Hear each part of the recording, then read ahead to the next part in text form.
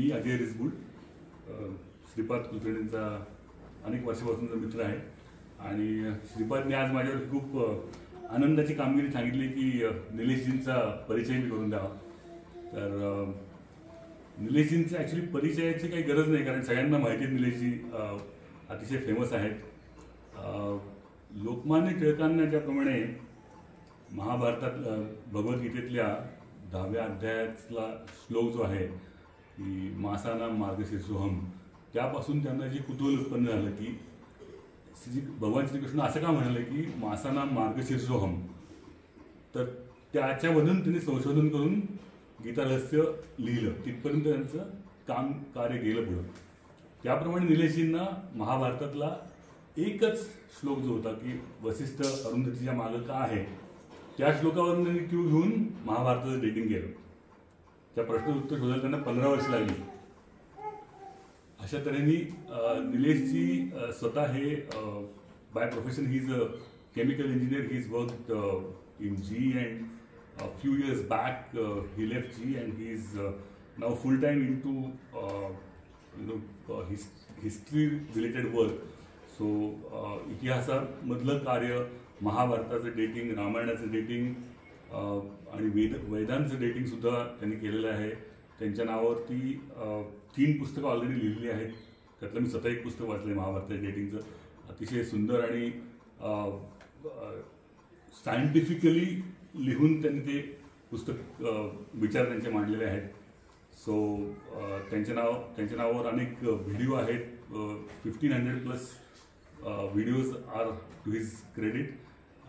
He appears in very many YouTube videos and he's actually become very famous because of his work. So I request Nileshji to take us forward in this quest of ours. Really, thank you. सर्वांना नमस्कार आणि patiently वाट बघितल्याबद्दल. आणि हे बसून ऐकणं, बोलणं फार सोपं आहे, ऐकणं फार कठीण असतं. तर आल्याबद्दलही धन्यवाद. जनरली एखादा कोणी बोलायला लागला की सगळ्या आपल्या लोकांच्या पोटात गोळा असतो की हा किती वेळ बोलणार, हा जनरली गोळा असतो. असं मी एक साधारण 25-30 मिनटं बोलेन. त्याच्यानंतर आपण प्रश्नोत्तर वगैरे करू. थोडंसं एक बॅकग्राऊंड म्हणून असं की असं मी अराउंड जातो किंवा जनरल प्रश्न विचारतो की आज इथं येण्यापूर्वी, मी नाव ऐकलं असतं त्यात काही अर्थ नाही, पण समजा इथे कोणी आज येण्यापूर्वी माझा तुम्ही एकही व्हिडिओ बघितलेला नाही, म्हणजे कुंटे आहेत मला माहिती आहे तिथे, पण कुंटेंशिवाय ओके एकही व्हिडिओ बघितलेला नाही असं कोण आहे? माझा व्हिडिओ अजिबात बघितलेला नाही. 1, 2 आणि मागे आणखी कोणी नाही ना? तुम्हीच या. Okay okay. सो 2, फक्त 2 नाही 3. Okay all right. सो ह्या 3 लोकांकरता भरपूर गृहपाठ आहे, होमवर्क आहे नंतरचं. नंतर म्हणजे कोणीतरी एक काहीतरी बघितलेलं आहे याचा अर्थ उरल्यापैकी. ठीक आहे, म्हणजे तुम्हाला एक जनरल हे 3 सोडले तर सगळ्यांना काहीतरी एक आयडिया आहे. ओके. आणि तुम्हाला काय नळाबरोबर गाड्याला यात्रा वगैरे असं काहीतरी तुम्ही आला असाल तर तेही ठीक आहे. सो आता यांनी सांगितलं माझ्या कामाचं, ते तुम्ही खूप अनेक व्हिडिओ बघूही शकाल. म्हणजे 1000च्या वर व्हिडिओज आहेत ते तुम्ही बघालच. 3 पुस्तकं आहेत माझे, 550च्या वर ब्लॉग आर्टिकल्स आहेत. बेसिक जर कुणाला जे काही इंटरेस्ट असेल ते बघायला भरपूर आहे. आणि त्याच्यात असं होऊ शकतं की तुम्हाला वाटेल हे खूप रिपीट होत आहे, म्हणजे तुम्ही बघाल तेव्हा. पण जनरली मी असा प्रयत्न करतो की जरी तो विषय अगदी तोच असला, म्हणजे कोळशाचा प्रश्न असाच जरी विषय असला तरी मी प्रत्येक वेळी बोलताना काहीतरी वेगळा मुद्दा मांडतो. आणि ही मी म्हणेन व्यासकृपा आहे, ही वाल्मिकी कृपा आहे. म्हणजे माझं बाकी विषयावर अनेक संशोधन आहे, पण विशेषतः रामायण महाभारत असं, पण त्याच्यावरच मी थोडंसं राहणार आहे याच्यामध्ये. की त्यांनी एवढं करून ठेवलंय की आपल्याला खरोखर आश्चर्य वाटलं. म्हणजे आता समजा पूर्ण वाल्मिकी रामायण नुसते फॉर्म्युलेच असते, E=mc², F=ma, नॉन्स्ट इक्वेशन आणि बर्नौली इक्वेशन असं असतं तर कसं झालं असतं? असंच ते आहे. त्याचं कारण का? कारण त्याचं कारण म्हणजे एक भारतीय संस्कृतीची एक लिहिण्याची पद्धत आहे. आत्ता सुद्धा तशी आहे. म्हणजे आणि काही वेळा असं होतं की आपण मुद्दाम लिहिणारा माणूस असा विचार करून लिहितो का, तर मी म्हणेन तसं नाही. आता एक माझे मित्र आहेत, काल होते आमच्याबरोबर, महेश देशपांडे म्हणून, पुण्यातलेच आहेत. आणि ते काय काम करतात ते सोडून द्या, म्हणजे ते 3 डिमेन्शनल वगैरे वगैरे काम करतात. पण त्यांनी माझं खूप काम ऐकलं, बघितलं. त्यांना वाटलं आपणही काहीतरी जे आपलं मदत करूया, म्हणून त्यांनी आता अरुंधती वसिष्ठ ज्यांनी ऐकलं असतं, ज्यांनी व्हिडिओ बघितले, तर ते लोकांना पटकन लक्षात येत नाही. म्हणजे नक्की अरुंधती पुढे गेली म्हणजे काय, आणि मग ते इंटरेस्टच म्हणजे त्यांचा जातो असं होऊ शकतं.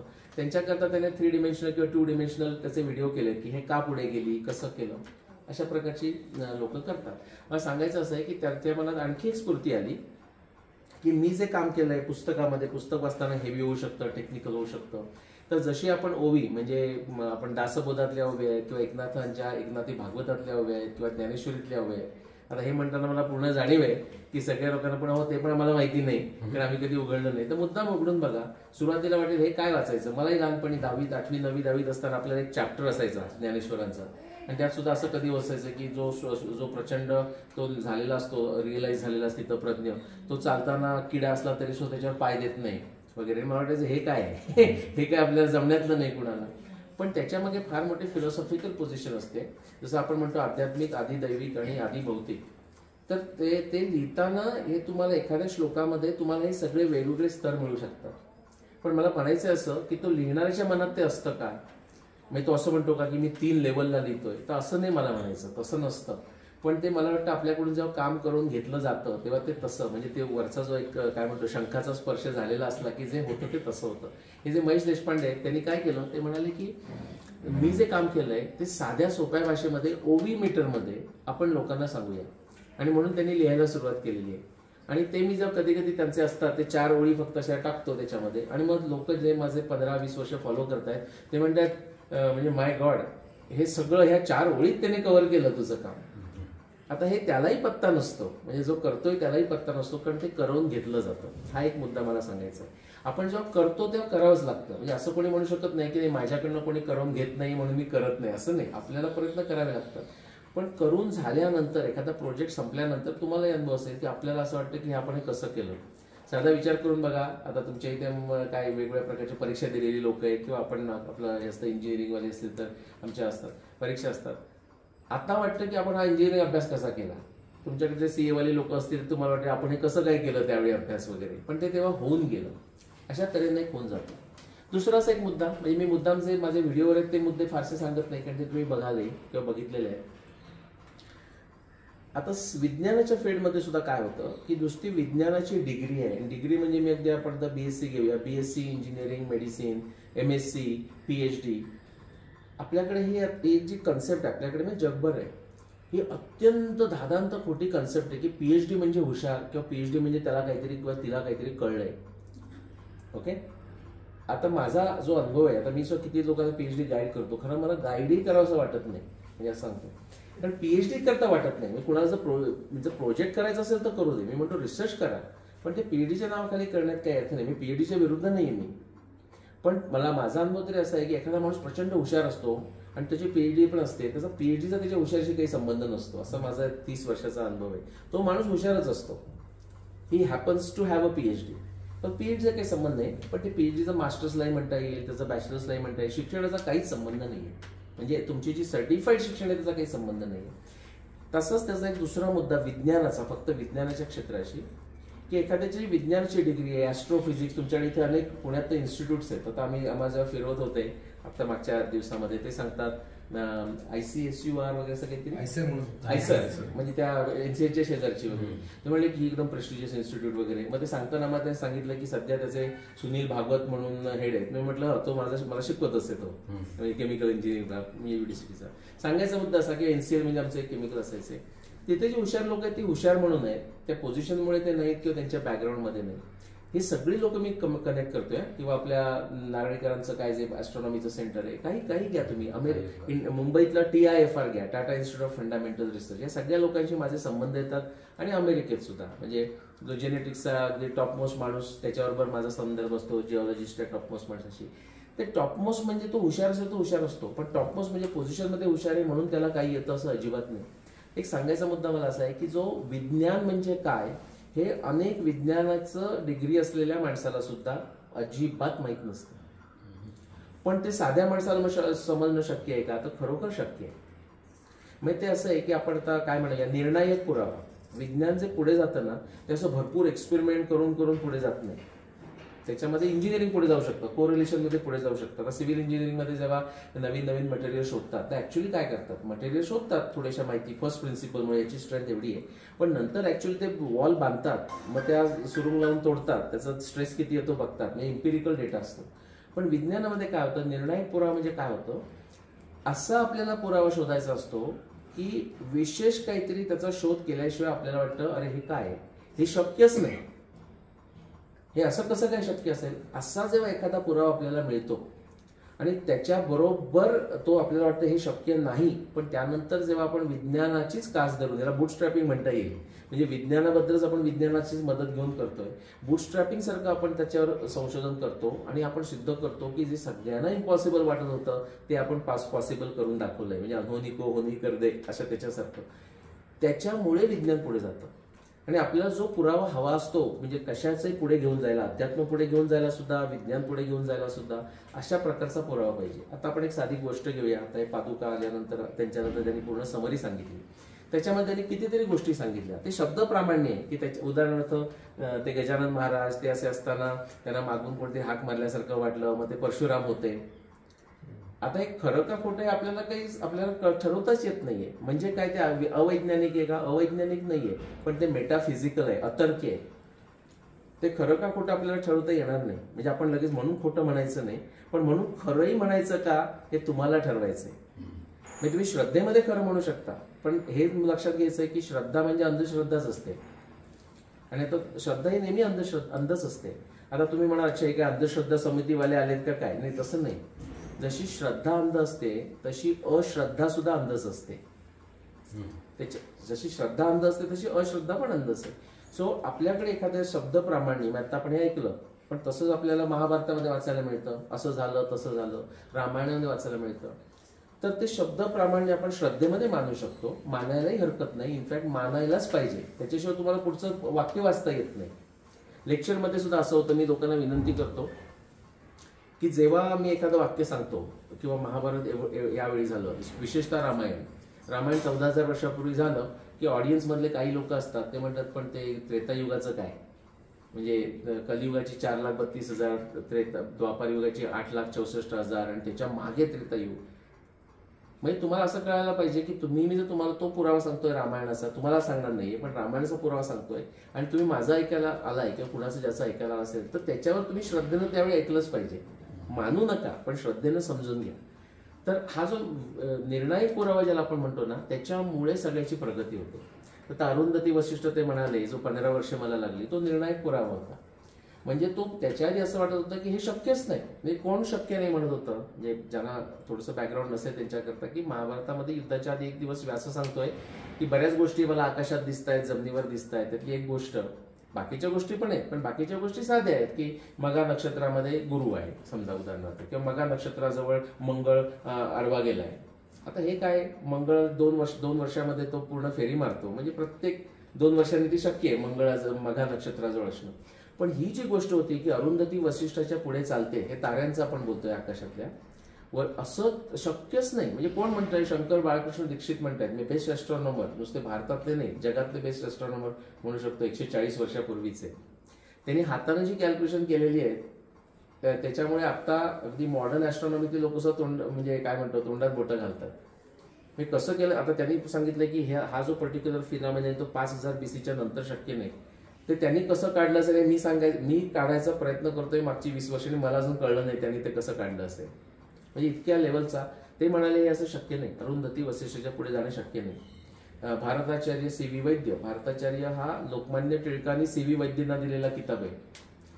त्यांनी भारताचा इतका म्हणजे महाभारताचा इतका कोळून अभ्यास केला म्हणून त्यांना भारताचार्य. ते म्हणले की हे इम्पॉसिबल आहे, हे नंतर सौती किंवा नंतर जे लोक सांगत होते व्यासाने लिहिल्यानंतर वैशंपायन त्याच्यानंतर सौती असं कोणीतरी ते घुसडलेलं आहे. म्हणजे ह्याला ते ॲस्ट्रॉनॉमी कळत होती, पण ते म्हणले अशक्य आहे. पावाकाणे, भारतरत्न पावाकाणे, ते म्हणले this is impossible in the very order of nature astronomy speak, अशा प्रकारचे. किंवा आपल्या किती जणांना डॉक्टर पवी वर्तक माहिती आहेत, पद्माकर विष्णू वर्तक. आता हे बघा बरेच लोकांचे हात वर गेले नाही, तुम्ही नॉट करताय. हे अगदी मला नेहमी पुण्यात ऐकायला मिळतं. ते पुण्यातले होते, ओके, पण ते साहजिक आहे, मी तुम्हाला दोष देत नाही, पिकतं तिथे विकत नसतं. अमेरिकेतल्या नॉन इंडियन लोकांना पण पवी वर्तक माहिती आहे, डॉक्टर पवी वर्तक, ओके. सो ते इथे होते, त्यांनी खूप काम केलं होतं. त्यांनी हे अरुंधती वशिष्ठ 3 प्रकाराने शोध लावायचा प्रयत्न केला की का पुढे गेली असेल. मग शेवटी ते म्हणले की नाही, मग त्यांनी त्यात लिहून ठेवलंय. त्यांचं तुम्ही अजून स्वयंभू वाचलं पुस्तक, त्याच्यामध्ये 2-3 ठिकाणी लिहून ठेवलंय त्यांनी की मी इथे सर्व खगोलशास्त्रज्ञांना विनंती करून ठेवतो की त्यांनी याचा अभ्यास करावा आणि महाभारताच्या कालनिर्णयाला सहाय्य करावे. आता ही माहिती होती, आणि ही आता सगळ्या आपल्या ॲस्ट्रॉनॉमीच्या प्रोफेसरला पण माहिती होती, पण कुणी काही त्याच्यावर केलं नाही. का केलं नाही? श्रद्धेमुळे नाही. त्यांची श्रद्धा नाही त्याच्यावर, की व्यास लिहितात त्याच्यावर श्रद्धा नाही. म्हणजे श्रद्धा तर तुम्हाला गरज लागते, ती अंधश्रद्धाच असते. मग असा निर्णायक पुरावा म्हणजे कसा? त्याचं एक उदाहरण म्हणून मी बरेच वेळा वापरतो, तेच तुम्हाला सांगतो. की आता सगळ्यांना तुम्हाला मी प्रश्न विचारला, खरं का खोटं आपण म्हणतो ना, ट्रू ऑर फॉल्स प्रश्नोत्तर असतं, तसं सगळ्यांना महात्मा गांधी माहीत आहेत, स्वातंत्र्यवीर सावरकर माहीत आहेत आणि लोकमान्य टिळक माहीत आहेत. आता 2024 वर्ष सुरू आहे, आपण बरोबर 100 वर्ष मागे जाऊया. 1924. मी तुम्हाला एक आता वाक्य सांगणार आहे, ते खरं का खोटं तुम्ही सांगायचं. 1924 मध्ये लोकमान्य टिळक, स्वातंत्र्यवीर सावरकर आणि महात्मा गांधी हे पुण्यात एकत्र आले आणि त्यांनी 3 तास खूप असं डिटेलमध्ये डिस्कशन केलं की आपल्या भारताला स्वराज्य कसं मिळवायचं. ओके, मग सगळं ते झाल्यावर लोकमान्य टिळकांनी रोठा सुपारी सगळ्यांना वाटली आणि नंतर ते निघून गेले. हे स्टेटमेंट खरं का खोटं? खरं किती जणांना वाटतं त्यांनी हात वर करा, मग आपण खोट्याकडे येऊ वाटल्यास. खरं खरं आहे असं म्हणतात. ओके, आणखी एकच. ओके, 2. ओके, तुम्ही पण खऱ्याच्या बाजूला. ओके, 3. ओके, आता किती जण वाटतं हे स्टेटमेंट खोटं आहे? ओके ओके, आपण मेजॉरिटीने जायचं का? ओके, का खोटं का वाटतंय? जे खोटं म्हणाले ते का? हा, बरोबर. 1920 मध्ये झाला. लोकमान्य टिळकांचा मृत्यू 1920 मध्ये झाला आणि मी म्हटलं हे सगळं जे होतंय ते 1924 मध्ये होतंय. ह्याच्यातला मुद्दा असा की बरेच वेळा मग काही वेळा लोक म्हणतात की नाही नाही ते असं शक्य नाही, कारण मला वाटत नाही स्वातंत्र्यवीर सावरकर आणि महात्मा गांधी एकत्र येऊन बोलतील वगैरे. इन रियालिटी ते बोलून भेटलेले अनेक वेळा त्यांनी बोललेले आहेत, पण लोकांना आपलं जे माहिती असतं त्याच्यावरून मग तसं कोणी म्हणाल्यानंतर मी सांगतो की बघा हे असं अकॅडमीमध्ये इंडॉलॉजीमध्ये असलं डिस्कस करतात की ते भेटणार नाहीत, पण ते अकॅडमिक इंडॉलॉजीवाल्यांना हे समजत नाही 1920 मध्ये टिळक गेले. यातला जो 1920 मध्ये टिळक नसणं हा निर्णायक पुरावा आहे. ही गोष्ट नक्की झाली नाही याचा तो निर्णायक पुरावा आहे. बाकी त्यांचे मतभेद तेही असू शकेल, पण त्याचा निर्णायक पुरावा नाही.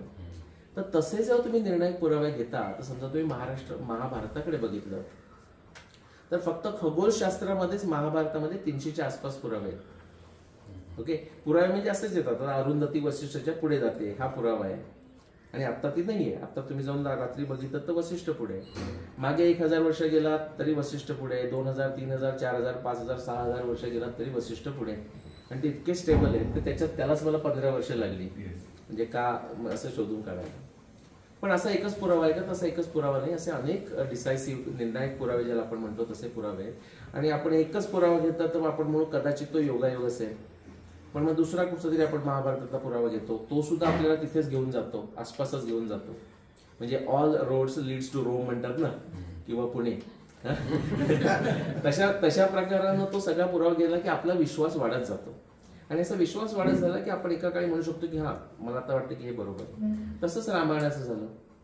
रामायणामध्ये 600च्या आसपास खगोलशास्त्रीय पुरावे आहेत. ते सुद्धा आपण जिक्सॉ पझल किंवा शब्दकोडं सोडवतो ना, तसे क्लूज 2 एकत्र आणले त्याची सुद्धा एकच तारीख येते. आता फक्त खगोलशास्त्रीय पुरावे आहेत का? तर नाही, खगोलशास्त्रीय पुरावे नाही.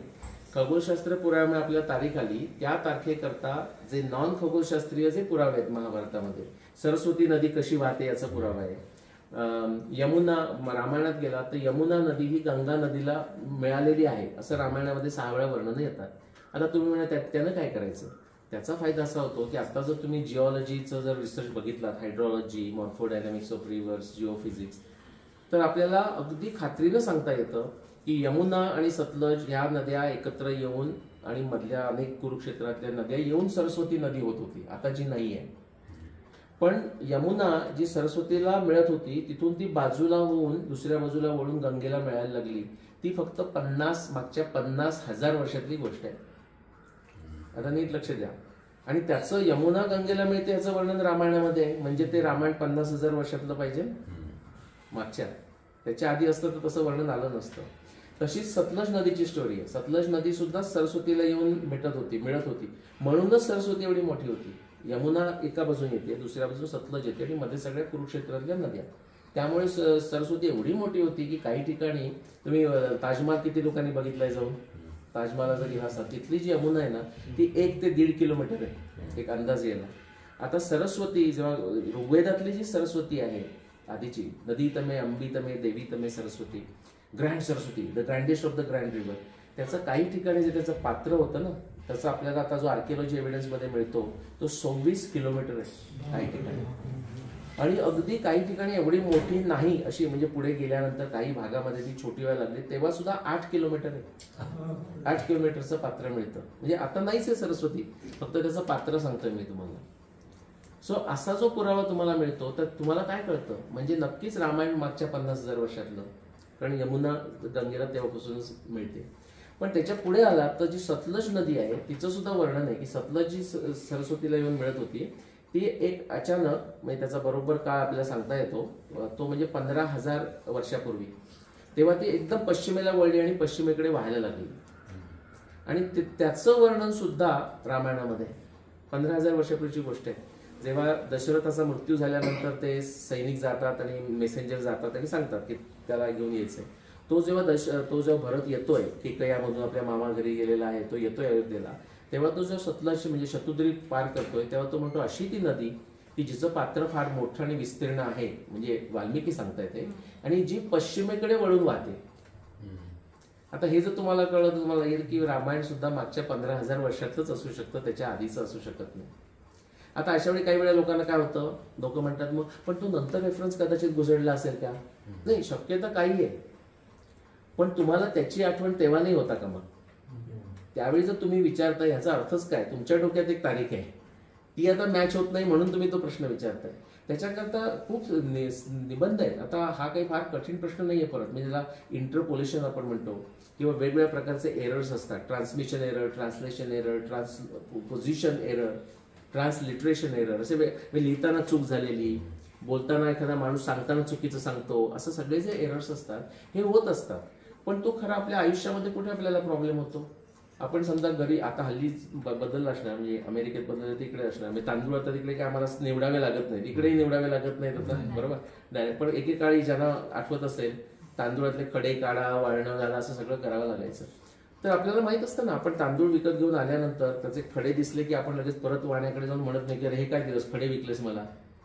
पण केव्हा तुम्ही ते बदलाल, म्हणजे थोडेसे 4-5 खडे असतील तर चालतील, 10 झाले तर काय, 25% झाले तर काय, कोणत्या क्षणी तुम्ही असं म्हणाल की नाही आता हे तुम्हाला अरे खडे दिलेस तांदूळाच्या ऐवजी, असं केव्हा म्हणाल? तसं आपण जे इंटरपोलेशन म्हणतोय याच्यामध्ये काही मिसळ झाली असेल का? पण बाय डेफिनेशन त्याची व्याख्याच अशी, मिसळ झाली म्हणजे ती थोडीशी आहे, भेसळ झाली म्हणजे ती थोडीशी आहे, बाकी सगळं आहेच ना. बरं मिसळ झाली का? मिसळ झाली ना, सगळे इंटरपोलेशन सगळ्या गोष्टी झाल्या. मग त्याच्यामुळे तर आणखीनच आपण जे संशोधन करतो त्याला बळकटी येते. हे सगळं मिसळ झालेली असताना सुद्धा, म्हणजे कोणी आपलं एखादं वाक्य टाकलं असेल, उदाहरणार्थ सीतेला ह्याच्याकडे रावणाकडे गेल्यानंतर सीता काही खात नाही असं वर्णन आहे, ते साहजिक आहे, म्हणजे त्याला पळवून नेले तो कशा खातोय, पण नंतर ते खायला लागली असेल, म्हणजे ती सर्वाईव्ह झाली म्हणजे. पण ते आपल्या कुठल्या तरी एखाद्या म्हणजे काय म्हणूया, धार्मिक नाही म्हणत आहे, भक्तीवाल्या माणसाला ते पटलं नसेल की रावणाकडचं कसं खायला, आणि सीता एकदा तुम्ही ठरवलं सीता म्हणजे लक्ष्मी हे ते, मग ती खाणार नाही. मग त्याच्याकरता एक कथा आलेली आहे, तुम्ही वाल्मिकी रामायणात जाऊन बघा, ती आपल्याला लगेच कळतं की ही इंटरपोलेशन आहे. कोणत्या तरी माणसाला ते सहन झालं नाही की रावणाच्या घरी ती खाईल वगैरे, म्हणजे तुरुंगात खाईल असं ते नाही. मग त्याने सांगितलं की तिथे ब्रह्मा आला आणि ब्रह्मानं तिला खीर दिलं, आणि खीर दिल्यानंतर सांगितलं आता ही खीर खाल्ल्यामुळे तुला परत कधी भूक लागणार नाही, राम परत तुला घेऊन जाईपर्यंत. अरे मग ब्रह्मा तूच का नाही तिला घेऊन गेलास? म्हणजे असं जे असतं ते सामान्य माणसाचं जर कन्फ्युजन असतं त्याची समजूत व्हावी म्हणून ते आपण करतो. आता हे आपण मनाची समजूत म्हणून म्हणतोय, पण ह्याला काही दुसरा प्रेसिडेन्स आहे का? तर आपल्या शरीराचा जो प्रेसिडेन्स आहे. तुम्हाला VS रामचंद्रन किती लोकांनी नाव ऐकलंय? म्हणजे आपले भारतीय उत्तम सायंटिस्ट आहेत, न्यूरोसायन्स मधले वगैरे करणारे, म्हणजे फॅन्टम इन द ब्रेन जर पुस्तक वाचलं असेल तर ते जे दाखवतात त्याच्यामध्ये तर तेच सांगतात ना तुम्हाला की म्हणजे जसं आपल्या मनाला आपण फसवू शकतो सांगण्याकरता, तसं आपलं शरीर सुद्धा आपल्याला फसवतं म्हणजे फसवतं किंवा मदत करतं. उदाहरणार्थ त्यांचं पुस्तक ज्याने वाचलं असेल त्याला माहिती आहे, पण तुम्ही एक्सपेरिमेंट बघा की जर 75% ऑफ द सर्कल करून दिलं तुम्हाला आणि तुम्ही असा डोळा बंद वगैरे केला तर तो दुसरा डोळा जो असतो ना तो उरलेलं भरून काढतो, सर्कल भरून काढतो. म्हणजे आपलं फिजिकल दृष्टी सुद्धा आपल्याला फसवते. तसं आपल्याला मन फसवतं म्हणजे आपल्याला मनाला म्हणतं की नाही असं शक्य नाही, असं रावणाकडे सीता नाही खाणार, तो म्हणतो ठीक आहे काही हरकत नाही, ब्रह्मा आला होता खीर दिलं. अशा प्रकारचं इंटरपोलेशन होऊ शकतं. पण इंटरपोलेशन झालंय, बाकी सगळे एरर झालेत, त्याच्यानंतर सुद्धा जो त्यातला पुरावा आहे आणि तो आपण जर वैज्ञानिक पद्धतीनं आणि तार्किक पद्धतीनं त्याचा अर्थ लावला आणि त्याच्यामुळे सुद्धा जर आपल्याला एकच उत्तर येत असेल तर आपला ऍक्च्युअली त्यातला कॉन्फिडन्स वर गेला पाहिजे. तशा प्रकारचे आहे. मग बाकीचे पुरावे जमिनीवरचे आहेत का? जमिनीवरचे आहेत पुरावे. आता समजा महाभारताची तारीख मी जी काढली ती 5561 BC, म्हणजे किती झाले, 7585 वर्षापूर्वी. म्हणजे त्या नंबरमध्ये 2024 ऍड करायचे की त्यानंतर तुम्हाला मिळालं. त्याच्यानंतर आता ग्राउंडवरचा पुरावा काय, अनेक आहेत. मी तुम्हाला एक दोन परत नेहमीच सांगतो. नेहमीचे मी तेच का वापरतो माहितीये का? कारण त्याचा परत प्रॉब्लेम होतो. मला काही वेळा म्हणतात की निलेशजी पण तुम्ही दाखवता 20 पण हे नेहमी 2 हेच डिस्कस करतात. मी म्हटलं दुसरं पण डिस्कस करेन मी, पण त्याच्याकरता ते समजण्याकरता सुद्धा काहीतरी बॅकग्राऊंड नॉलेज पाहिजे ना, बरोबर. आता कृष्ण द्वारका सगळ्यांना लगेच डोळ्यासमोर येते, गुजरात डोळ्यासमोर येतो. तर असं महाभारतात म्हटलेलं आहे की कृष्णाची द्वारका ही 36 युद्धाच्या नंतर 36 वर्षांनी पाण्याखाली गेली, समुद्राचं पाणी वर आलं. आता हे सगळ्यांना कळण्यासारखी गोष्ट आहे. आपल्या सगळ्यालाही माहिती आहे समुद्राचं पाणी वर. तर त्याचा मला पहिला पुरावा मिळाल्यानंतर पुरावेच मिळत गेले. आता माझ्याकडे 30च्या वर पुरावे आहेत जगभरचे.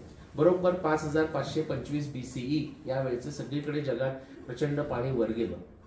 तर हा पुरावा मी नेहमी तो सांगतो. मग ते म्हणतात आणखी काही सांगत नाही का? मग मी जेनेटिक्स सांगतो. मग जेनेटिक्सवर थोडं कळतं, XY वगैरे लोकांना कळतं, तो सांगता येतो.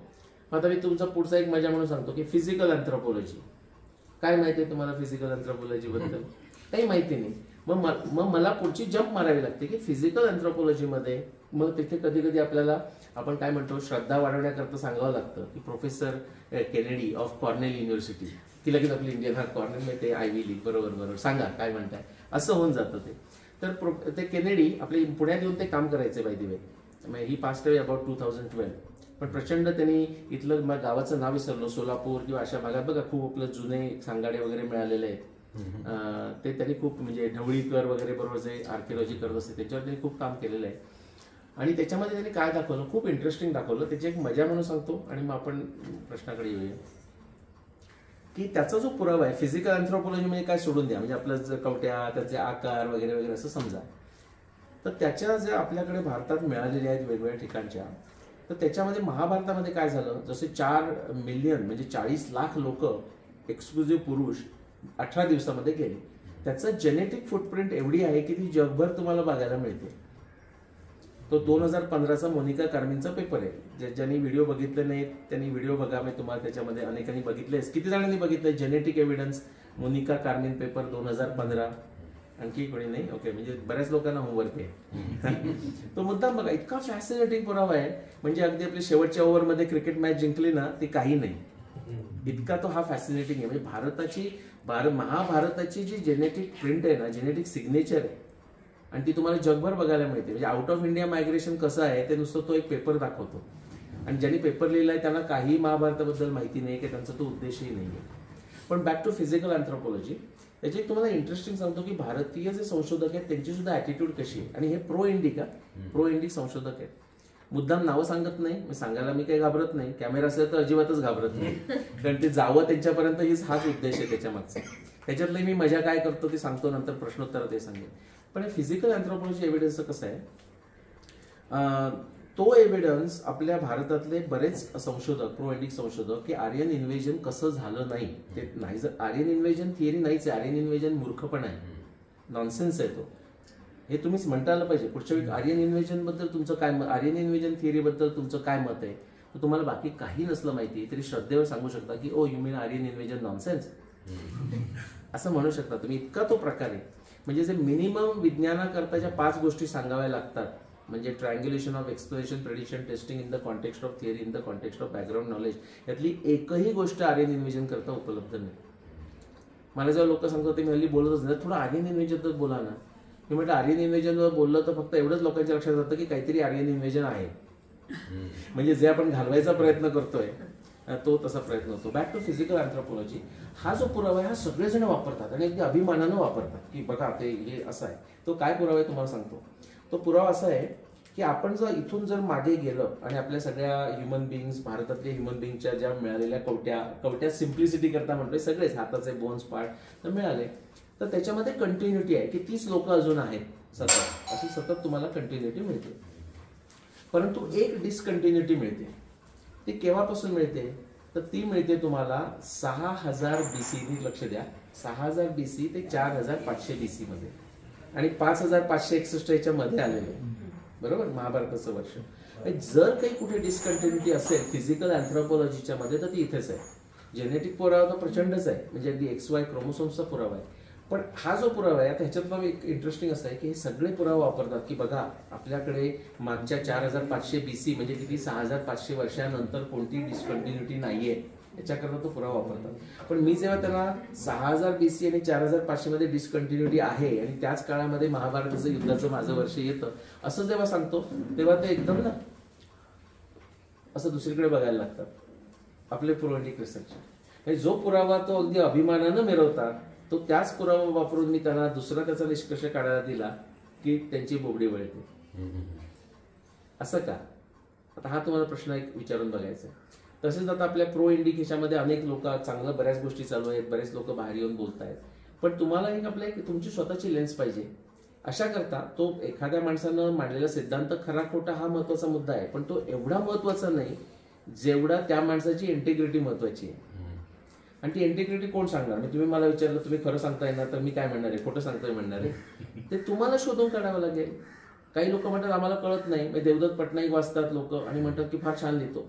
हे छान लिहितो पण तुम्ही तरी वाचू नका आणि तुमच्या मुलांना देऊ नका. एवढं कळलं तर मग तुम्हाला कळलं. अशा बऱ्याच गोष्टी आहेत. मला तर किती वेळ होतं येऊन सांगतात की मला असं मजेत सांगतोय असं की मला असं मजेत पण म्हणजे खरं पण येते. तर ते म्हणतात की निलेशजी पण तुमचे फॅन कोण? तर म्हणजे असं मी म्हटलं की ॲटलिस्ट भारतीय काय म्हणूया वंशाच्या म्हणूया आपण, कारण भारताबद्दल आहे म्हणून म्हटलं भारतीय वंशाच्या ब्युटिफुल स्त्रिया की ज्यांना आता टीन्स मुलं आहेत ते माझे फॅन्स आहेत. आता मी आपलं अमेरिकन याच्यामध्ये मजेने सांगतो पण त्याचा मूळ उद्देश आहे की जर टीनेजर आल्यानंतर बऱ्याच आयांच्या किंवा फॅमिलीच्या लक्षात येतं आतापर्यंत ऐकणारी मुलं सडनली ऐकत नाहीयेत आणि त्यांना शाळेमध्ये प्रचंड वेगळ्या प्रकारचं चित्रविचित्र ब्रेन्स वॉशिंग चालू आहे. त्याचं आता हुजूर पागामध्ये काहीतरी केलं वगैरे असं ऐकायला येतं तशा प्रकारचं. मग त्याच्याकरता तुम्ही काय करणार? लोक असं विचारतात की आपण मुलांना कसं निलेश मुलांना कसं शिकवायचं? म्हटलं मुलांना शिकवायचं सोडा, तुम्हाला काय माहिती आहे? तुम्हाला माहित असेल तरच तुम्ही मुलांना सांगणार ना. आणि त्याच्याकरता कोणताही शॉर्टकट नाही. म्हणजे आताच आपल्याकडे इथं जे पूजेला होते तर ती श्रद्धा, त्याच्यामुळे श्रद्धा निर्माण होते, तो एक गोष्ट होतं. पण त्याच्यानंतर असंही नाही, काही लोक म्हणतात मी सांगतात की बाबा मी आपलं ते तुम्हीच करता ते चांगलं आहे तुमचं, पण मी आपला भक्त आहे म्हणजे मी काही करत नाही. म्हणजे जप करत असतील असं. पण असं आहे तुम्ही जर भागवतात जाऊन, भागवत हे भक्ती करताचा भागवत ग्रंथ आहे, भागवतात जाऊन तुम्ही वाचा तर काय म्हणतात, जो कृष्ण सांगतो की जो भक्त होतो तो पुढे काय करतो, ज्ञानम विशुद्धम विपुलम यथा येतं. विशुद्धम विपुलम प्रचंड पण विशुद्ध म्हणजे लॉजिकली सगळं टेस्ट करून बाजूला काढलेलं ज्ञानाचा तो संग्रह करतो भक्त. ते तुम्ही करत असाल तर कृष्णाच्या मताप्रमाणेच तुम्ही भक्त नाही. ते सुरुवातीला आपण सांगतो की फार सोपं आहे. आता तुम्ही हे आपले शिवप्रेजे पुरुषोत्तमजीचं ऐकलत ना, म्हणजे त्यांच्या ह्याच्यात तर ते सांगते की अगदी सोपं आहे. सकाळी एकदा सूर्योदयाच्या वेळी यज्ञ करायचा, सूर्यास्ताच्या वेळी यज्ञ करायचा. मग आता जर आपण अगदीच नावीच असतो आपण तेवढंच अरे वा छान आहे वगैरे, पण नंतर त्याच्यानंतरही मंत्र असतात, त्याच्यानंतरही काहीतरी करायचं असतं, व्यावृत्ती यज्ञही करायचं असतं, सेवाही करायची असते, हे सगळं वाढतच जातं ना. तसं प्रत्येक क्षेत्रामध्ये म्हणजे असं आपण म्हणतो ज्ञान फार सोपं आहे, पण ज्ञान करण्यात कष्ट करावेच लागतील तुम्हाला. सुरुवातीला ते कष्ट वाटतात. क्रिकेट खेळताना सुद्धा पहिल्यांदा बॅट कशी धरायची म्हणजे कष्ट असतं. लहान मुलाला उभं राहून चालायला फार कष्ट असतात, पण नंतर त्यात खूप मजा येते. क्रिकेट एकदा आवडायला लागल्यानंतर काही प्रॉब्लेम होत नाही. बिंज वॉचिंग करताना आपल्या डोळ्यांना त्रास आपण आपल्याला समजत नाही झालेला करताना. तसंच आहे, एकदा तुम्हाला जर याची आवड लागली, याची म्हणजे स्वतःचा अभ्यास करायची, स्वाध्याय प्रवचनेच हे तुम्ही अभ्यास करा आणि तुमच्यापर्यंतच ठेवू नका. तुम्हाला एखादी गोष्ट आवडली, कोणाला ऐकलं, निलेशला ऐकलं, आणखी कोणाला ऐकलं, तिथेच ठेवू नका. हा छान होतं, फार छान होत नाही, तुम्ही सांगा असं हे कराच. कालच्या लोकांनी फार सुंदर केलं होतं की 10 लोकांना कमीत कमी सांगा. असं गोल करा की मी सांगितलं का की ते 3 सांगितलं आणि त्याला पण सांगा की तू पण 10 सांगायचंय. म्हणजे नेटवर्क मार्केटिंग स्कीम असते ना, राईट, पिरॅमिड स्कीम असते ना, आपल्याला पिरॅमिड स्कीम करायला हवी, नाहीतर तो मेसेज जाणार नाही. काल माझा पिंपरी चिंचवडमध्ये जो टॉक होता संस्कार भारतीचा होता, त्यांनी आम्हाला विचारलं पण त्यांनी स्वतः ठरवलं ते जास्त चांगलं होतं. ते म्हणाले की आम्ही खूप लोकांना बोलवत नाही. इनफॅक्ट त्यांनी म्हणजे तुम्हाला बऱ्याच लोकांना तुम्ही ऐकलं सुद्धा नसेल उदाहरणार्थ, तर त्यांनी फक्त त्याचं लिमिटेड लोकांनाच पाठवलं. त्याच्यातून त्याला 100 लोकांना आणायचं होतं की ज्यांचं काही अभ्यास आहे, ज्यांचं काही वाचन आहे, ज्यांचं काही बघतात, जे काही त्यांना ही खात्री होती. त्यांनी सांगताना सांगितलं की आम्हाला खात्री ही जी 100 लोक येत आहेत ही कमीत कमी एक माणूस आणखी 1000 लोकांपर्यंत तो मेसेज पोहोचवेल. आम्ही त्यांनाच बोलावतोय. मग बाकीच्यांना का नाही बोलावलं? तर सोबत 300-400 लोक बोलावली तर मग ते डायल्यूट होतं. मग कोणतरी एक युगावर प्रश्न विचारतो, दुसरा मत्स्य अवताराचं काय होणार आणि कल्की केव्हा येणार, म्हणजे परत back to the square one येतं, म्हणून तो फार चांगला झाला त्याचा प्रोग्राम वगैरे. सो अशा अर्थानं तुम्ही करत गेलात तर भारतीय संस्कृती काही 14,000 वर्ष थांबत नाही. 7चा पाढा म्हणून मी सांगतो, तर तुम्ही 7 म्हणजे आपल्याकडे एवढा पुरावा आहे की 7,000, 14,000, 21,000, 28,000. आत्ताची आपली जी पंचांगात जी नक्षत्र आहेत ना, ही 28 म्हणजे आत्ताची जी 27 नक्षत्राची जी सिस्टीम आहे ही 28,000 BC म्हणजे साधारण 30,000 वर्षापूर्वी निर्माण केलेली आहे भारतीयांनी. आणि त्याचा अर्थ असा नाही की त्याच्या आधी नक्षत्र नव्हती. इनफॅक्ट त्याच्या सगळ्या नक्षत्रांना देवता असतात. म्हणजे ऍस्ट्रॉलॉजीमध्ये एक वेगळी देवता असतात, ऍस्ट्रॉलॉजीमध्ये ग्रहांचं असतात, हे ऍस्ट्रॉनॉमिक देवता असतात. म्हणजे पूर्वा फाल्गुनी उत्तर फाल्गुनीची भग नक्षत्र, अर्यमान अशा प्रकारची आहे. ज्येष्ठा नक्षत्राचं इंद्र, विशाखा नक्षत्राचं इंद्राग्नी. तर ही जी नक्षत्रांची देवांची जी नावं आहेत ना आधीची, ती पूर्वी त्याच नक्षत्रांची नावं होती 30,000 वर्षापूर्वीची. ओके. आता जसं आपल्याला वेदामध्ये दिसतं की जास्त याची इंद्राची पूजा, इंद्र अग्नी या महत्वाच्या देवता होत्या. आता आपण म्हटलं तर ब्रह्मा विष्णू, ब्रह्मा एवढं नाही पण विष्णू महेश किंवा विष्णू आणि शिव असं जसं होतं, पण मूळ प्रिन्सिपल तेच आहेत. आधीचे जे अग्नी किंवा जे वायू वगैरे होते त्यांचेच ते रिफ्लेक्शन आहेत. थोड्या काळानंतर आपल्याला बदलावं लागतं. अगदी साधं घ्या, आता जेवढी कदाचित काही वेळा हनुमानाची किंवा शिवाची पूजा होणार नाही एवढी तुम्हाला, त्यात काही चुकीचं असं नाही म्हणते मी, पण तेवढंच तुम्हाला समजा श्री स्वामी समर्थ किंवा गजानन महाराज शेगाव असं दिसेल, ते आपल्याला जवळचे वाटतात. आणि कृष्णानं जेव्हा गोवर्धनाची जी कथा आहे त्याच्यामध्ये तेच आहे. कृष्णाला काही इंद्राच्या विरुद्ध नव्हतं, पण मूळ त्याचा जो काही उद्देश असेल म्हणजे एन्व्हायरमेंटल उद्देश असेल की तो वृक्ष संवर्धन झालं पाहिजे, डोंगराचं संवर्धन झालं पाहिजे, ते लोक विसरून आपलं आपण जसं प्रसाद करतो तसं प्रसाद करून खातायत आणि ते विसरून गेले. म्हणून त्यांनी ते ट्रान्सफॉर्मेशन केले की अरे इंद्र तुम्हाला कुठे दिसतोय, त्याची कसली पूजा करताय, हा गोवर्धन दिसतोय तुम्हाला, त्याची पूजा करा. तर तसेच ट्रान्सफॉर्मेशन आपल्याकडे होत जातात, आपल्याला संत जवळचे वाटायला लागतात. ते बदलायला काही हरकत नाही, पण जो ज्ञान आहे तो तुम्हाला तुम्ही बायपास करू शकत नाही. आणि तो तुम्ही केल्यानंतर तुम्हाला आणखी लोकांपर्यंत घेऊन जावं असं आहे. असं जर करत गेला, आणि मी म्हणून मुद्दाम दाखवतो, मी 75,000 वर्षापर्यंतचा भारताचा इतिहास दाखवतो. इनफॅक्ट मी 3 पुस्तकं लिहिले तुम्ही म्हणाला.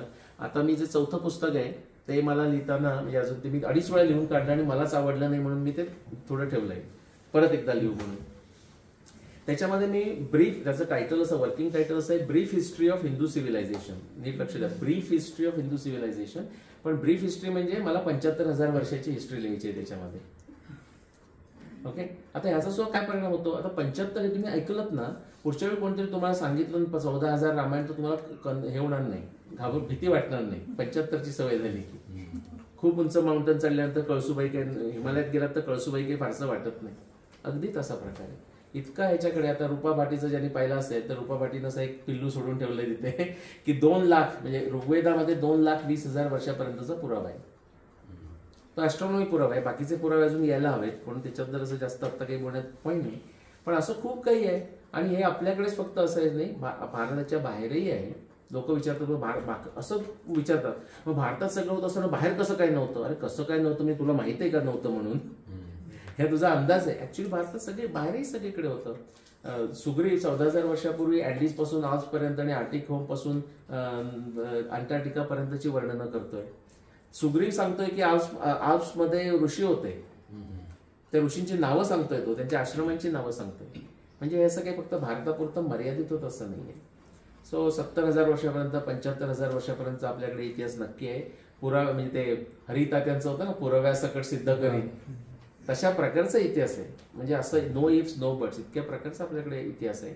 आणि हा इतिहास कशा करता माहित पाहिजे, त्या इतिहासाच्या कॉन्टेक्स्टमध्ये आपल्याला सगळं कळायला लागतं, बाकीचं नाहीतर प्रचंड गोंधळ होतो. म्हणजे हे असं आहे, मग ते तसं काय तसं काय कसं काय शक्य आहे. शक्य तुम्हाला वाटतं कारण तुम्हाला ती कल्पना नाही की तेवढा इतिहास आहे आपल्याकडे. सगळ्या बाबतीत ॲग्रिकल्चरमध्ये आहे, नॅव्हिगेशनमध्ये आहे, ॲस्ट्रॉनॉमी, नुसतं सूर्यसिद्धांत 40,000 60,000 वर्षापर्यंत मागे जातो सूर्यसिद्धांत.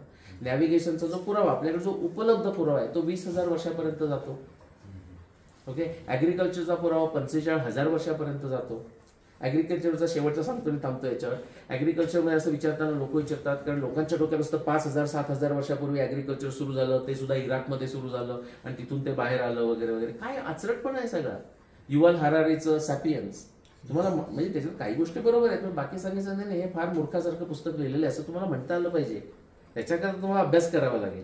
नुसतं असं नाही की मूर्खासारखं, अरे तुम्ही मूर्ख म्हणताय, कोण तो निलेश म्हणतो वगैरे असं करून प्रत्येक वेळी चालणार नाही, थोडं सुरुवातीला चालू शकेल. तर हा असा खूप पुरावा आपल्याकडे आहे. मी त्याच्यात विनोदानं सांगतो, जो ॲग्रिकल्चरचं 10,000 वर्षाचं म्हणतात. ते म्हणतात पण आपल्याला म्हणजे मानवाला 10,000 वर्षापूर्वी येत होतं ॲग्रिकल्चर, शेती करता येत होती. मी म्हटलं आपले मानव काय बुद्धिमान का बुद्धू मला माहिती नाही, पण मी तुम्हाला काय माहिती ते सांगतो. 40 मिलियन वर्षापूर्वी मुंग्या शेती करत होत्या. मानवाला येत होतं की नाही तुम्ही बघा, इतके पुरावे आहेत.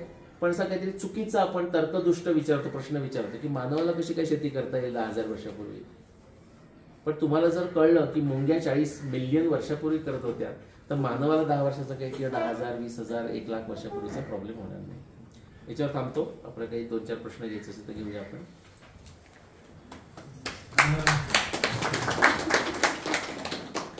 धन्यवाद.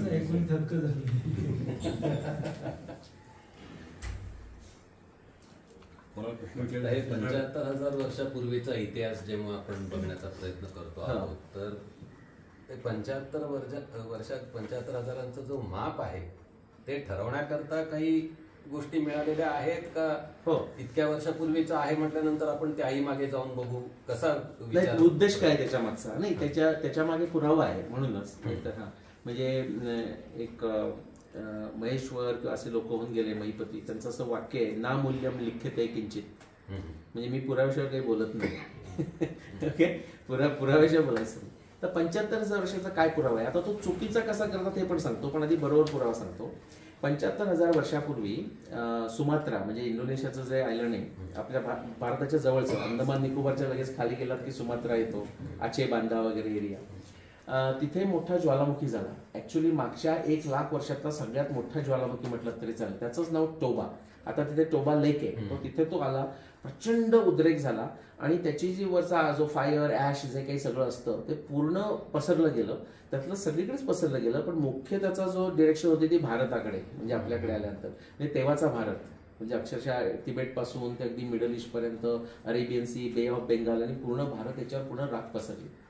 आता तुम्ही अनेक ठिकाणी मिळतो पुरावा, पण अगदी चटकन बघायचा, पटकन बघायचा म्हणजे आंध्र प्रदेशमध्ये ज्वालापुरमच्या तिथे जो आहे तो तुम्ही जर खाली पाणी म्हणजे मातीच्या थरात गेलात तर असा तो 75,000 वर्षापूर्वीचा थर येतो की त्याच्यावर माती आहे, खाली माती आहे, मध्ये ऍश आहे, पूर्ण राखेचा अगदी चांगला अनेक मीटरचा वगैरेचा थर आहे. आता हे मीटर सांगत नाही, पण तसं लोक किती मीटर आहे, किती फूट आहे, म्हणजे हा एक्सपर्ट त्याच्यामुळे तुम्हाला काय करणार आहे किती फूट आहे वगैरे. पण तो आहे, त्याचं डेटिंग होतं 72,000 BC आणि सगळीकडे समुद्राच्या खाली सुद्धा तेच होतं. आणि त्याच्यामागची पुढची इंटरेस्टिंग गोष्ट अशी की त्याचा जेनेटिक्स मध्ये पुरावा आहे. मग त्यावेळी असं झालं, जसे महाभारतामध्ये पुरुष मारले गेले ना, ते तर युद्ध नव्हतं, पण त्याचं कारण आपल्याला माहित नाही, तो संशोधनाचा विषय आहे. पण 72,000 BCच्या वेळी जर टोबा एक्सप्लोजन झालं तर त्याच्यामध्ये जास्त स्त्रिया नष्ट झाल्या. म्हणजे तो जो क्रोमोसोमचा जो वाय क्रोमोसोमचा जो रेशो आहे ना तो उलटा गेला. म्हणजे महाभारताच्या वेळी पुरुषांचं एकदम 4 मिलियन गेले, त्यामुळे वाय क्रोमोसोम्स एकदम कमी झाला आणि जो फिमेल एक्स क्रोमोसोम्स म्हणतो तो तसाच राहिला. तो रेशो जो होता ना तो नेहमी 3:1 असतो, अदरवाईज तो रेशो 3:1 असतो. 3:1 का कळलं ना? आता समजा आपल्याकडे इथे आत हे म्हणजे हे आले, कोण आता हे कुलकर्णी आहेत, आपण देशपांडे घेऊ, मिस्टर अँड मिसेस देशपांडे आता आत आले. आपण जनरली काय म्हणू, अच्छा मिस्टर अँड मिसेस देशपांडे आत आले. पण मॉलिक्युलर बायोलॉजिस्ट किंवा जेनेटिस्ट जो असेल तो म्हणतो नाही, 3 X आणि 1 Y आत आले, असं म्हणतो ना, XX आणि Y. तो नॉर्मल काही होत नसताना 3:1 रेशो आहे. पण तो महाभारताच्या वेळी, महाभारत झाल्यानंतर तो 16:1 गेला. म्हणजे स्त्रियांची व्हरायटी जी होती 130 राहिली, पण पुरुषांची इतकी कमी झाली की तो 16:1 झाला. म्हणजे 3:1 जो असतो तो 16:1 झाला. तर तसं तुम्हाला त्या ऍश लेअरच्या खाली दगडाची अस्त्र मिळतात आणि त्याच्यावर पण मिळतात. आणि त्याचा बरोबर तो टायमिंग केलेला आपल्याला जेनेटिक पुरावा मिळतो. म्हणजे तो जेनेटिक आपल्या त्या जीन्स मध्ये टोबावेची लोक आहेत, त्यांचं जीन्स आपल्याकडे, तो पुरावा आहे. नंतर सरस्वती नदी बघायला गेला तर 2,00,000 वर्षापूर्वी सरस्वती वाहते याचा पुरावा आहे, सतत वाहते. म्हणजे ते आईस एज वगैरे लोक कन्फ्युज होतात की आईस एज मुळे मध्ये सगळीकडे आईस एज होतं, मग लोक फ्रीज होत होती. अरे आईस एज कुठे होतं? आईस एज युरोपमध्ये होतं, नॉर्थ अमेरिकेमध्ये होतं, भारतामध्ये नव्हतं. भारतामध्ये थोडंसं थंड असेल, चांगलं नॅचरल एअर कंडिशनिंग असेल. भारतामध्ये नदी वाहत आहेत व्यवस्थित, सगळीकडे अरण्य आहेत, ग्रासलँड्स आहेत, प्राणी आहेत, सगळं चाललंय. इतकं चांगलं होतं की वाईल्ड हार्वेस्टिंग ज्याला आपण म्हणतो, म्हणजे इतकं झाडं बिडं सगळी होती की शेती करायची गरज सुद्धा नव्हती. म्हणजे नुसतं जायचं आणि धान्य घेऊन यायचं वाईल्ड झालेलं. त्याचे आपल्याला 45,000 वर्षापूर्वीचे पुरावे मिळतात. सो पुरावे आहेत. आणि तिथपासून मी 7,000 म्हटलं ना, तो 7चा पाढा प्रत्येक वेळेचा मी तुम्हाला पुरावा सांगू शकतो. असे पुरावे आहेत. पण मग ह्या सगळ्या गोष्टींचा अभ्यास करायचा म्हटल्यानंतर हे वेगवेगळे विषयांची आवड आणि माहिती सुद्धा असणं आवश्यक जे असतं ते कसं शक्य होऊ शकतं? म्हणजे I mean you are living example, I can understand, not everyone can be in it. नाही बरोबर, पण आता क्रिकेट सिधं सगळ्यांना आवडतं असं आपण धरूया. कोण क्रिकेट द्वेष्टा कोण आहे? जनरली क्रिकेट माहित असतं रे. आता जर तुम्ही सुरुवातीला बघितलं तर नुसत्या त्या position mid off gully, first leg आहे ते करून ऑन ऑफ स्क्वेअर ड्राईव्ह, म्हणजे किती कॉम्प्लिकेटेड. आता आपल्याला ते वाटत नाही कॉम्प्लिकेटेड. मी काही तासन तास अमेरिकेमध्ये घालवलेले आहेत अमेरिकेतल्या लोकांना क्रिकेट एक्सप्लेन करायला की तो का धावतो. तसं आपलं बेसबॉलचं होतं. आपलं बेसबॉलमध्ये स्ट्रॅटेजी, मी म्हणतो कसली आली स्ट्रॅटेजी, असं होतं ते चारामध्ये. पण आहे त्याच्यात स्ट्रॅटेजी आहे की हा तेवढाच धावेल, पुढे जाणार नाही वगैरे वगैरे. तसं त्यांना होत नाही. म्हणजे तसं जसं होतं. पण एकदा तुम्हाला जर आवड निर्माण झाली तर ते काय अशक्य काहीच नाही. किती लोकांना मागचे जुने वर्ल्ड कपचे स्कोर्स माहित असतील, किती केले. तुम्हाला माहित नसेल तर आश्चर्य. मला 1982चं इंडिया वर्सेस ऑस्ट्रेलिया मी आता पण सांगू शकतो. कानपूरची टेस्ट, म्हणजे कोण आला पहिल्यांदा, कोणी आउट गेलं, किती रन काढलं. तुम्ही एकदा त्याच्यात गेला, तुम्ही कधी लिहून काढलं असतं तर ते तुमच्या लक्षात राहतं आणि तेच तुमची आवड होऊन जाते. मी आपल्या मूवीची भेंड्या लावतो तेव्हा सगळ्यांना गाणी येतात. खरं त्याचा रोजच्या वापरात तसा काही फायदा नाहीये, पण ती येतात. तशी आवड असली तर काही शक्य आहे. ते त्याचं उत्तर. आणि स्वाध्याय प्रवचनेचं म्हणजे नुसतं तुम्ही अभ्यास केल्यानंतर तुम्हाला थोडंसं जे कळलंय ना, म्हणजे तुमचा जरी अगदी रिसर्च चालू असेल, उत्तर नसेल तरी सांगा. मी सांगायचो. म्हणजे मी तुम्हाला सांगतो, अरुंधती वसिष्ठचं 94ला सुरू झालं ना. माझा समजा जीचा 95चा इंटरव्ह्यू होता, टोरंटो एअरपोर्टवर इंटरव्ह्यू होता. आणि शेरवूड मॅकलर्नर म्हणून नंतर तो माझा कलिग झाला, पण तो माझा इंटरव्ह्यू घेतोय. आणि आम्ही एका रेस्टॉरंटमध्ये बसलोय, सूप खातोय, आणखी काहीतरी खातोय, गप्पा मारतोय. कारण तो दुसरा माणूस मला इंटरव्ह्यू घेणारा कुठून तरी अमेरिकेत येत होता. आणि तो मला म्हणायचा, सो टेल मी मोर. मला तो प्लास्टिक सेल्स करायचा जॉब होता. मला त्याने प्लास्टिकवर एकही प्रश्न विचारला नाही पुढच्या 5-6 तासामध्ये. टेल मी मोर. मग मी हे सांगितलं, ते सांगितलं, सगळे माझे विषय संपले. तो म्हणला, tell me more, what else. म्हणजे त्याला हॉबी बिबी पाहिजे होतं असं. मी म्हटलं तर हा एवढा विचारतो तर सांगूनच टाकू. तर मला त्या 95 मध्ये मी त्याला अरुंधती वसिष्ठचं सांगितलं. तेव्हा माझं काही उत्तर आलं नव्हतं. त्याला 2009 उजाडला. मी सांगितलं की असं एक आकाशात तारे आहे, आणि महाभारतामध्ये ग्रंथ आहे. तुम्हाला त्याची मजा सांगतो, म्हणजे आपल्याला किती कॅचअप करायचंय. शेरवूड मॅकलर्नर, त्याचं कनेक्शन म्हणून सांगतो, सीएन टॉवर टोरंटोचं ज्यांना माहित असेल, his father design CN tower. Okay. आणि तो माझ्याबरोबर प्लास्टिकमध्ये सेल्स होतो. 50 होता, मी त्यावेळी 25 असेल. म्हणजे हे चाललंय तेव्हा डिस्कशन. मी त्याला असं म्हटलं की there are this Saptarshi and there are this star and this one is called Arundhati, middle tail वगैरे असं सांगितलं. त्याच्यानंतर तो असा मान हलवतोय. मी म्हटलं ह्याला किती कळतंय देवाला माहिती. तो मान हलवतोय, पण आता काही इंटरव्ह्यू मध्ये असं करता येत नाही. तो असं करतोय. म्हटलं यू नो अरुंधती वसिष्ठ, ही 95ची गोष्ट आहे, टोरंटो इंटरनॅशनल एअरपोर्ट. तो म्हणला असं केलं, अल्कॉर अँड मिझार. तो अल्कॉर अँड मिझार त्याने सांगितलं. ओके. त्यानंतर मी जे 11 मध्ये पुस्तक लिहिलं, पहिल्यांदा ज्या 2 कॉपी पाठवल्या काही लोकांना, त्याच्यामध्ये त्याला पाठवली. सो ती लोक, जसं मी म्हटलं ना, पविवर्तक माहित असतात त्यांना, सगळ्यांना माहित नसतात, पण ज्यांना त्यात इंटरेस्ट आहे त्यांना माहित असतात. तसं त्याला ते माहित होतं. सो तुम्ही जे स्वाध्याय प्रवचनचं जे थोडं की तुम्ही वाचा, समजा एखाद्या भगवद्गीतेत काहीतरी वाचलं आणि तुम्हाला ते इंटरेस्टिंग वाटलं, सांगा ना समोरच्या माणसाला, जो तुमच्या कोणी बरोबरचा असेल, तर सांगा काही इंटरेस्टिंग वाटलं असं. लगेच तो म्हणाला की नाही, पण तुझं जे ट्रान्सलेशन ते चुकीचं आहे, लगेच असं जाऊ नका. ओ अच्छा, इंटरेस्टिंग, टेल मी तुझं ट्रान्सलेशन, असं म्हणा. सो ते केलं तर काही कठीण नाही. मग असा एक समज आहे की हे जे खंड सगळे आपले आहेत, तर ते पूर्वी एकत्र होते, नंतर मग त्याच्या काय ज्वालामुखी झाले असतील किंवा काय नंतर ते सगळे सेपरेट झाले ते. तर हे जे पुरावे तुम्ही म्हणता, तर ते पुरावे मग आता समजा फक्त भारतखंडामध्येच अवेलेबल आहेत, तर ते पुरावे पूर्ण जगभर पसरलेले आहेत? जगभर पसरलेले आहेत. तर तुम्ही माझा अजिबात व्हिडिओ बघितला नाही म्हणून तुम्हाला माहिती नाही. बाकीच्याने बघितलं तर ट्रायडंट बघितलंय ना सगळ्यांनी, दक्षिण अमेरिकेतला ट्रायडंट. दक्षिण अमेरिकेमध्ये तुम्हाला एक साधं उदाहरण सांगतो. म्हणजे हे झाले काय दिसणार, पण लिटररी सुद्धा आहे. उदाहरणार्थ हेरोडोटस असं कुणी नाव ऐकलंय? किती जणांनी ऐकलंय? ऐकायला पाहिजे असं. सो आपल्याला म्हणजे आता आपल्याकडे रामायण महाभारत इतिहास आहे, पण वेस्टर्न युरोपमध्ये, आता वेस्टर्न युरोप ते डर्ट आर्किओलॉजीमध्ये का गेले? कारण आपल्याकडे जे रामायण महाभारत आणि पुराण आणि बाकीचे ऋग्वेद आहेत असं त्यांच्याकडे काहीच नाहीये किंवा नव्हतं. डार्विन म्हणजे 150 वर्ष होईपर्यंत वेस्टर्न युरोप करता हिस्ट्री म्हणजे बायबल, आणि मग त्याला थोडीशी एक्सेप्शन म्हणजे हेरोडोटसचं हिस्ट्री ऑफ द वर्ल्ड असं पुस्तक आहे. पण त्यात हिस्ट्री ऑफ द जगाचा इतिहास म्हणतो तो, पण त्याचा अर्थ माहितीये का, त्याला माहित असलेल्या जगाचा इतिहास म्हणजे मेडिटेरियन जवळचा, तो तिथे ग्रीक होता आणि तो एकदा इजिप्तमध्ये गेला. पण त्या इतिहासामध्ये सुद्धा भारतीय इतिहासाचे रेकॉर्ड्स आहेत. मेगास्थेनेसचे रेकॉर्ड्स बरोबर महाभारताच्या डेटिंग 5561 कडे घेऊन जातात मेगास्थेनेसचे रेकॉर्ड. ओके. आणि हेरोडोटस त्याच्या आधीचा 400 वर्ष त्याच्या आधीचा हेरोडोटस याला गेला, इजिप्तमध्ये गेला, फिरायला गेला. तेव्हा तिथे आपण त्याला साध्या भाषेमध्ये आपण टुरिस्ट गाईड म्हणूया. त्याने तो नाईलच्या नदीच्या दाखवताना त्याने दाखवलं की हे बघ, हे आमच्याकडे तर आपण दाखवतो तुला, हे 341 स्टॅच्यूज आहेत, पुतळे आहेत. आणि तो म्हणला हे सगळे राजे, आणि ह्या राजाचा हा मुलगा, या राजाचा हा मुलगा, या राजाचा हा मुलगा. मग तो त्यांचं गणित सांगतो की 3 राजांच्या मागे अप्रॉक्सिमेटली 100 वर्ष. तो अप्रॉक्सिमेटली म्हणत नाही, तो तेच सांगतो. असं सगळं करून 341 राजांना 11,340 वर्ष येतात. आपण त्या हिशोबाकरता 11,500 वर्ष समजू, कारण 200-300 काही फरक पडत नाही. आता ही घटना केव्हाची आहे? हेरोडोटसची घटना आहे, 500 BC ची घटना आहे. म्हणजे आतापासून 2500 वर्ष झाली. 2500 अधिक 11,500 किती होतात? 14,000. रामायण केव्हा झालं? 12,209 म्हणजे 14,000 वर्षापूर्वी झालं. आता हे तुम्हाला नंतर मुद्दाम, आता किती जणांना क्युरियस आहे, नंतर मी श्रीपादला विचारेन की किती लोकांनी खरोखर जाऊन बघितलं, त्यांना फोटोकॉपी हे फोटो घेऊन पाठवायला सांगा, तुम्ही पाठवा, म्हणजे तुम्हाला कळेल की असं करावं लागतं, नाही तर ते कधीच तुमचं पुढचं कन्व्हिक्शन जाणार नाही.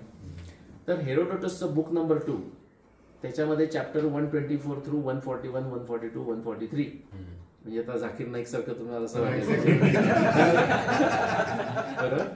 हेच आता मी तुम्हाला हिशोब सांगितला, हा 142, 143, 144चा ते हे आहे. पण ती सगळी नावं तो सांगतोय ते मागचे 124 पासून सांगतोय की ह्या राजाचा हा मुलगा, या राजाचा हा मुलगा असं. तेव्हा तो जो पहिला 124चा जो चॅप्टर येतो तिथे तो म्हणतो की हे जे सगळे राजे आहेत ना, हे सगळे माणसंच आहेत. म्हणजे याच्यात कोणी दैव म्हणजे इंग्लिशमध्ये आपण म्हणजे अवतार नाही किंवा भगवान नाही. पण हा जो पहिला होता ना तो वेगळा होता, आणि त्याचं राज्य म्हणजे अत्यंत व्यवस्थित होतं, सगळा कारभार वगैरे नीट होता. त्याच्यानंतरची सगळी माणसं, त्याच्यानंतरचा पुढचा देव नाही असं तो म्हणतो.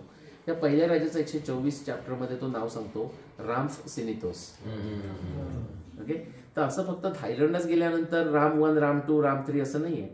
तुम्ही इजिप्तमध्ये गेलात तर रामेसिस 1, रामेसिस 2, रामेसिस 3 असे आहेत. पण त्याच्या मागचा जो पहिला आहे तो राम्स सिनितोस. रामेसिस 1च्या पत्नीचं नाव आहे सित्रे. ओके. हा. आता काही लोकांना काय होईल, तुम्ही म्हणा अरे पण सित्रे कुठे आणि सीता कुठे? त्यांना हे माहित नाही की चंद्रगुप्ताचं सँड्रोकोटस होतो किंवा सॉक्रेटिसचा सुक्रांत होतो. हे ज्यांना कळेल त्याच्याकरता तुम्हाला लिंग्विस्टिकची सुद्धा फ्लेक्झिबिलिटी माहित पाहिजे, त्याच्यामध्ये सुद्धा कशा जागा बदलतात माहित पाहिजे, तर तुम्हाला याच्यावर विश्वास बसेल. नाही तर कोणतरी म्हणतो की नाही आता ते मी कॉन्व्हर्सेशन दाखवलं, ते पुढचं नंतर दाखवतो काय लिहिलं. सँड्रोकोटस म्हणजे काय चंद्रगुप्त? शक्यच नाही. शक्य नाही म्हणजे तो जो संशय आहे ना तो तुमच्या मनाचा संशय आहे, कारण तुमचा अभ्यास नसल्यामुळे तो बुद्धीचा संशय नाहीये. आणि मनाच्या संशयानं काय होतं तर पूर्ण सर्वनाश होतं असं कृष्ण सांगतो. अज्ञश्य अश्रद्धा धानश्च संशयात्मा विनश्यती, नसे ज्ञान नसे श्रद्धा संशयी नासला पुरा. पण संशय फार महत्वाचा आहे, पण तो बुद्धीचा पाहिजे. म्हणजे तो असं पाहिजे की अच्छा असं म्हटलंय राम सिनितोस, जरा बघतोच मी. आणि राम सिनितोस राम सीता कसं असेल? मग आणखी जर तो अभ्यास करत गेला तर म्हणजे पॉसिबल आहे सँड्रोकोटस चंद्रगुप्ताचा सँड्रोकोटस होत असेल तर राम सेनितोस is a very very close to Ram Sita, असं तुमचं ज्ञान वाढत जातं किंवा कॉन्फिडन्स वाढत जातं. मगाशी बोलत असताना श्रीकृष्णाच्या नुसार भक्तियोग म्हणजे त्याच्यामध्ये अजून किती गोष्ट समाविष्ट आहेत याची प्रचिती येते. पण असंही अनेक पुस्तकांमध्ये म्हणतात की भक्तियोग हा फार सोपा मार्ग म्हणून. So how do we correlate these two? त्याच्या सगळ्याच गोष्टीमध्ये असं आहे की तुम्हाला हाय हवंय ना तर drug is a easy way. Right. दारू प्यायली की सगळे प्रश्न सुटतात. हे कसं आहे माहितीये का, हे असं इझी आहे. मग पहिल्यांदा just foot in the door करता आपण तसं सांगतो आणि म्हटलं तर सोपंच आहे. आता ते असं असतं की समजा आता जो माउंटन चढतोय, आता माउंटन चढताना असं लोक म्हणतात ना अश्विनी असं करताना की काय मी त्याच्यातून काय तुम्हाला आनंद मिळतो, असं वर चढायचं कठीण चढायचं, शांत घरात बसावं, पुरणपोळी खावी, टीव्ही बघावा, हा एक दुसरा व्ह्यू झाला. पण तो त्यालाच आनंद मिळतो ना. तसंच आहे. तर भक्ती करणाऱ्या माणसाला त्याचं ओझं वाटत नाही, अभ्यास करणाऱ्या माणसाला त्याचं ओझं वाटत नाही, ती एक झिंगच असते. आणि तो झोन म्हणजे बी इन द झोन ना, हा फक्त आपल्याला लिमिटेड नाही. कृष्ण पण म्हणतो ना, कृष्णानं भगवद्गीता सांगितल्यानंतर बऱ्याच सगळ्या गोष्टी होऊन गेल्या, अश्वमेध यज्ञ झाला आणि मग कृष्ण द्वारकेला परत निघाला. तेव्हा अर्जुनाचं त्याचं खूप सख्य झालेलं आहे. अर्जुनाला हे वाटते की आता ह्याला जाऊ नये, तो थोडासा काहीतरी आपण थांबवतो ना, लहान मुलं रडतात आणखी 1 तास घालव असं. तर तो म्हणतो की अरे जरा ते आपण त्या घाईत होतो त्या युद्धाच्या वेळी, तर भगवद्गीता सांगितलीस त्याच्यामुळे माझा मोहही गेला, नष्ट मोह स्मृती लब्धा, पण आता जरा ते परत ऐकावीशी वाटते, मी जरा विसरलोय त्यातलं. त्यावेळी कृष्ण काय सांगतोय फार महत्वाचं आहे. कृष्ण म्हणतो की त्यावेळी मी योगारूढ होतो, I was in the zone. आता ते मला पण नाही सांगता येणार ती भगवद्गीता, हे माझ्या पत्रात सांगत नाही, महाभारतात जाऊन वाचा. पण म्हणतो तू आता विचारलंच आहेस तर मला आता जे काही सुचतंय ते मी तुला सांगतो, त्याला अनुगीता म्हणतात. आणि त्याच्यातलं एक महत्वाचं वाक्य मी तो असं म्हणतो की तपोबलम ही केवलम, संशोधन, हार्ड परिश्रम याच्याशिवाय दुसरा कोणताही शॉर्टकट नाही कोणत्याही गोष्टी करता. तपस्या, तपोबलम ही केवलम तपोबलम ही साधनम. किंवा भगवद्गीतेमध्ये आता ज्यांना गुरु म्हणजे ज्यांचे गुरु असते त्यांच्याकडे आनंद आहे, गुरु शिष्य ही आपली अगदी अमेझिंग परंपरा आहे. पण ज्यांना गुरु नसेल समजा, म्हणजे ऑफिशियल सेन्सनं गुरु नसेल, नाही तर दत्ताने सांगितल्यासारखं जो जो ज्याचा घेतला आम्ही गुण त्याची गुरु केला जाणं, गुरु असेल आपण ते आपण सगळे घेऊया. पण अगदी ते काय म्हणतो ते गंडाबंधन सारखं, हा त्याचा नाही आहे बाय दी वे, त्याची वेगळ्या स्टोरीज आहे. तर त्याच्याकरता कृष्ण सांगतोय परत उद्धवाला, ओके, हे कृष्ण सांगतोय की तुम्ही म्हणजे गुरुचा महिमा वगैरे गायलेला आहे, पण असं काहीतरी असं फॅशन म्हणून द्यायची गरज नाही. ओके, त्याच्याकरता तो म्हणतोय की प्रत्यक्ष अनुमानाभ्याम श्रेयो सावनु विंदते, आत्मैव गुरुरात्मैव पुरुषस्य विशेषता. ही आपल्याची विशेषता अशी आहे की जर तुम्हाला प्रत्यक्ष अनुमान म्हणजे विज्ञान हे जर तुम्हाला कसं वापरायचं जर कळलं तर तुम्हाला गुरुची आवश्यकता नाही, तुम्ही तुमचाच गुरु होऊ शकता. विच इज उद्धरेन आत्मनाम आनम आत्मानम अवसादे, तसं गोष्ट आहे ते सांगतो तो. किंवा असं म्हणतो की नुसतं एक काहीतरी काही म्हणतात की नाही मला ते माझ्या गुरुनी सांगितलं मला पटलं, नाही पटून घ्या, श्रद्धेनं ते घ्या, पण ते परत व्हेरीफाय करा, ही तुमची जबाबदारी आहे. म्हणजे नुसतं करायला पाहिजे असं नाही की केलं तर गुड असं नाही, ती जबाबदारी आहे. म्हणजे शब्द प्रामाण्याचं प्रत्यक्ष प्रामाण्यानं तुम्हाला अनुमान प्रामाण्य करणं ही तुमची जबाबदारी आहे. आता मी कोणी आयुर्वेदाचार्य आहे इथे, आयुर्वेद नाही म्हणजे आता ब्लफ करणार. तर आयुर्वेदवाल्यांचं असं होतं की ते चरक संहितेतलं वाचतात, त्याप्रमाणे कुठं काय चूर्ण करून देतात, ते ठीकच आहे, त्याचा उपाय येतो. पण मी म्हणतो की ते जे लिहिलेलं आहे ते का काम करतंय, म्हणजे आलं दिलं का आपल्याला कळतं पोट ठीक होतं वगैरे, ते तुम्ही अभ्यास करणं गरजेचं आहे. ते नाही केलं म्हणूनच अमेरिकेनं टर्मरिक पॅटर्न केली आणि मग आपल्याला उलट फाईट करावं लागलं ना डिफेन्सिव्हवर जाऊन, ते लागणार नाही. तर त्याच्याकरता कृष्ण म्हणतो की तुमचं जे ज्ञान असतं ते तुम्ही आता आपण ट्रायंग्युलेशन म्हणतो मॉडर्न सायन्समध्ये, तो म्हणतो क्वाड्रँग्युलेशन जोपर्यंत करत नाही तोपर्यंत ते स्थिर होत नाही. श्रुती प्रत्यक्षम ऐतिह्यम अनुमानम, प्रत्यक्ष अनुमान म्हणजे सायन्स, पण आणखी काहीतरी डिमांड आहे. श्रुती प्रत्यक्षम ऐतिह्यम अनुमानम चतुष्टकम प्रमाणेषु अनवस्थानात विकल्पात सविरजते. हे 4 एकत्र तुम्ही त्याचं नीट मंथन करत नाही तोपर्यंत तुमचं ज्ञान स्थिर ज्ञान नाही. इकडलं ऐकलं तिकडे त्याला सांगितलं मग तो म्हणाला की परत डळमळीत झालं, असं होत राहतं. हे सगळं भक्तीच्या ह्याच्यात आहे, म्हणजे उद्धव गीतेमध्ये आहे सगळं. तर ह्या सगळ्या कार्यक्रमामध्ये आता सामान्य माणसांनी जो काही एक विचार करायला हवा किंवा बऱ्याच जणांच्या मनामध्ये जो प्रश्न असतो की आपल्या जीवनाचं उद्दिष्ट काय हे शोधायचं कसं, म्हणजे ह्या सगळा पसारा फार मोठा आहे, बरोबर, आयुष्य छोटं आहे. How do we guide ourselves or from where can we get that guidance. Correct. नाही आपल्या म्हणजे महाराष्ट्रात आपण भाग्यवानच आहोत, संत परंपरा आपली अशी आहे. तुकाराम म्हणतो मुक्त कासया म्हणावे बंधनाची नाही ठावे. हे जर तुम्हाला समजलं की असं आपण म्हणतो की पण हे सगळं करतोय बाबा आता हे नको, फार कंटाळा आला, मुक्ती हवी असं आपण म्हणतो, पण कंटाळा आला म्हणजे मुक्तीची काही गॅरंटी नाहीये. तुम्हाला कंटाळा आला असेल पण म्हणजे काही मुक्तीची गॅरंटी नाही. मग मुक्ती म्हणजे तरी काय, किंवा आपण कशा करता राहतो, आपण म्हणताना म्हणतो फिलॉसॉफिकली सांगताना मुक्ती आणि नंतरचं पुढचं आयुष्य, ते बरोबरच आहे. पण खरं आपण जेव्हा राहतो ना ते आपण कशा करता राहतो बघा, की we want a rapture of living. आपल्याला असं फिलिंग पाहिजे की आपण अलाइव्ह आहोत, म्हणजे गंगो किकिंग. आता एक सेनेका म्हणजे आपण स्थितप्रज्ञ ज्याला म्हणतो ते स्टॉइक्स म्हणतात तिकडे, त्याचं फार उत्तम उदाहरण आहे. आता एक उदाहरण म्हणून सांगतो की तो म्हणतो की अनबेरेबल पेन, तुम्ही ऐकलं ना की हे बाबा दिस इज अनबेरेबल पेन, तो म्हणतो अनबेरेबल पेन अशी चीजच नाही. हा फार फिलॉसॉफिकल आणि इंटरेस्टिंग विचार आहे. तो काय म्हणतो, आपल्याकडे खूप जर आपल्याला दुःख होत असेल, काहीतरी वेदना होत असतील, तर आपण काय करतो, ओय ओय ओय ओय अरे अरे अरे अरे असं करत राहतो की नाही. मग ते करताय म्हणजे तुम्हाला बेर होतंय म्हणून करताय. कारण ज्या क्षणी बेर होत नाही ते बेशुद्ध पडता तुम्ही. तो म्हणतो जोपर्यंत बेरेबल होतो तोपर्यंत तुम्ही राहिलात, नंतर बेशुद्ध पडलात म्हणजे परत पेन नव्हतंच. हा एक फिलॉसॉफिकल थॉट झाला. तसंच तुम्ही जेव्हा हे बाकीच्या गोष्टींचं जास्त बाऊ न करता, ते गोष्टी सगळ्यांना राहतात. असं आपल्याला वाटतं की बाकीच्यांचं तिकडे छान चाललंय, त्यांचं चाललंय, त्यांना असं वाटतं की ते ना नवरा बायको भांडत नाहीत. भांडत नाही म्हणजे प्रॉब्लेम आहे. ओके, भांडतात मी सगळं नीट चाललंय, लक्षात ठेवा सगळ्यांना. भांडते म्हणजे सगळं नीट चाललंय. पण त्याच्यामध्ये तुम्ही जेव्हा आपण म्हणतो ना सो ते जेव्हा होतं, तुम्ही जेव्हा म्हणजे वरती आपल्या मगाशी कोण कोण होतं, आपण बाहेर तिथे बोलत होतो बघा, तिथे होतो की जेव्हा तुम्ही बिगर प्रॉब्लेम घेता, तुमच्यापेक्षा बिगर प्रॉब्लेम घेता, म्हणजे आता अगदी अरुंधती वशिष्ठच्या पुढे कशी जाईल असं 15 वर्ष मी केलं ना, तर ते एका अर्थात माझी 15 वर्ष फार चांगली गेली. छोटे प्रॉब्लेम कसले, कोणतरी म्हणतं की अरे पाणी आलं नाही, ठीक आहे, पण अरुंधती पुढे वशिष्ठ श्रीपादच्या प्रश्नाला एकच फक्त, श्रीपाद आपण बरेच वेळेला ना लिमिट आवरसेल्स की सक्सेस ह्याला कधी मिळेल, कसा मिळेल, एवढं मोठं project, but we should forget that. आपल्याला सॅटिस्फॅक्शन जितकं जेव्हा मिळेल तेव्हा we can stop or start. But again त्या कार्यक्रमामध्ये again your mind is a monkey, so does it understand. Mind is a मंकीला माइंडला टेम करायलाच लागणार. मेडिटेशन. हा, पण त्याच्याकरताच आहे ना ते, म्हणजे माइंडला टेम करायचे वेगळेच वेगवेगळे उपाय.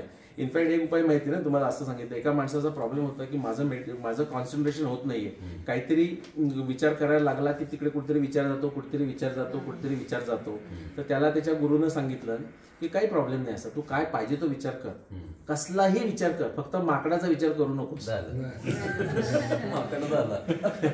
तो बाकी सगळं सोडून फक्त माकडाचा विचार करायला लागला, कॉन्सन्ट्रेशन झालं. तसं तुम्ही एखादा खूप मोठा प्रॉब्लेम, म्हणजे मोठा म्हणजे तुमच्याकरता एक्साइटिंग असलेला प्रॉब्लेम घेतला ना, तो तुम्हाला कोणी दुसरा देऊ शकत नाही. आता भीमसेन जोशींचं बघा, त्यांना शिकायचं ते घरातून निघून गेले. इव्हन आपले मल्लिकार्जुन मनसूरची सगळ्यांची तशी स्टोरी आहे. आता त्या माणसाला जसं विचारायला लागलं की मला पण मोबाईल शिकायचं, मी पण पळून जाऊ का, तर तो प्रॉब्लेमच आहे. तसं तुम्हाला जो तुमचा प्रॉब्लेम म्हणजे काही जे एक्साइटिंग तुम्हाला आयुष्यात करायचं ते तुम्ही शोधून काढा. कारण तिथे ते तुम्ही काढलं ना, तर त्याच्यात तुम्हाला कधीच तो एनर्जी कमी होत नाही. इव्हन एनर्जीचं पण असं आहे की तुमच्याकडची आधी एनर्जी वापरा, आणि मग ती तुम्ही वापरली की बाहेरची जी गरज आहे ती आपोआप येणार. म्हणजे तो योगक्षेम वाम्यमास त्यांनी सांगत होते ना, ते अगदीच खरं आहे. भगवद्गीतेमध्ये आहे ना, उपदृष्टा अनुमंताच भर्ता भोक्ता महेश्वरम 13व्या चॅप्टर मध्ये तो आपला अनुभव आहे, तोच तुम्ही. आणि सगळ्या दर्शनशास्त्र सगळं सेम आहे. तेच जर तुम्ही पातंजली योगसूत्रामध्ये गेला तर तो वेगळ्या भाषेत तेच सांगतोय की श्रद्धा वीर्य स्मृती समाधी प्रज्ञापूर्वक. आणि इथे उपदृष्टा अनुमंताच भर्ता भोक्ता महेश्वरम. उपदृष्टा म्हणजे कोणतरी आपला जो काय खेळतोय, काय करायचं ते करतोय, खावंसं वाटतं तर खातोय, झोपलासा झोपलोय, तो म्हणतोय ठीक आहे तुला करायचं ना कर. जर त्यांनी सांगितलं ना की देवाला काही नकोय, त्यांना काही नकोय, तुमच्याकरता तुम्हाला करायचंय ते. मग पुढे काय होतं, काहीतरी एखादं होतं की नाही आपण काहीतरी करूया, मग तो करायला लागला आणि तो राईट पाथवर असेल तर मग कुठून तरी तुम्हाला सिग्नल येतो अनुमतीचा. आपण लहान मुलाला सांगतो, लहान मुलं बघतोय असं काहीतरी खेळतोय आणि बरोबर आहे का, आपण म्हणतो की गुड, काही प्रॉब्लेम नाही, अनुमती देतो. अनुमताच्या भरता म्हणजे तो प्रोटेक्टर होतो. भोगता तुमच्या बरोबर तो काम करायला लागतो, भोगता आणि महेश्वर. आणि मग ते तुम्हाला सक्सेस नाही काही फरकच पडत नाही. बरं असं होतं, तुम्ही ज्या प्रॉब्लेमवर सुरू केलं, प्रॉब्लेम असं मी जनरल अर्थानं वापरतोय, तुमचं काय गोल असेल तो जरी प्रॉब्लेम सॉल्व्ह झाला नाही तरी तो सॉल्व्ह करण्याच्या नादामध्ये तुम्ही अनेक चांगल्या गोष्टी सोडवता, अनेक बाकीचे प्रॉब्लेम सोडवता, कितीतरी गोष्टी तुम्ही सोडवता. आणि ते नंतर समजतं आपल्याला, पुढे गेल्यावर समजतं की हे असं झालं.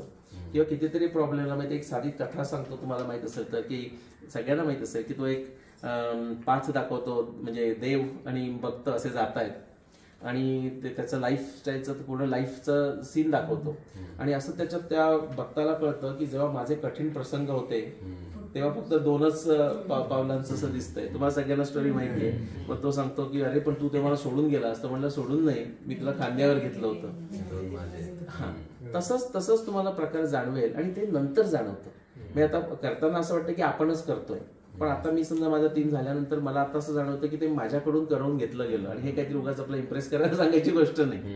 कारण आता मी ते आता ही मला ह्याचा एक फॉर्म्युला आहे, ती नंतर तिला सांगायचं सांगेल. माझ्याकरता प्रत्येक बायकोचा नवऱ्याकरता फॉर्म्युला असतो, असावा. तुमच्याकडे नसला तर तिच्याकडनं तुम्ही बेसिक टेम्पलेट घेऊ शकता. म्हणजे C³ S³ अशी वगैरे आहे तो फॉर्म्युला. आणि एन, त्यातला एन तुम्हाला सांगतो की ती मला नार्सिस्ट म्हणते.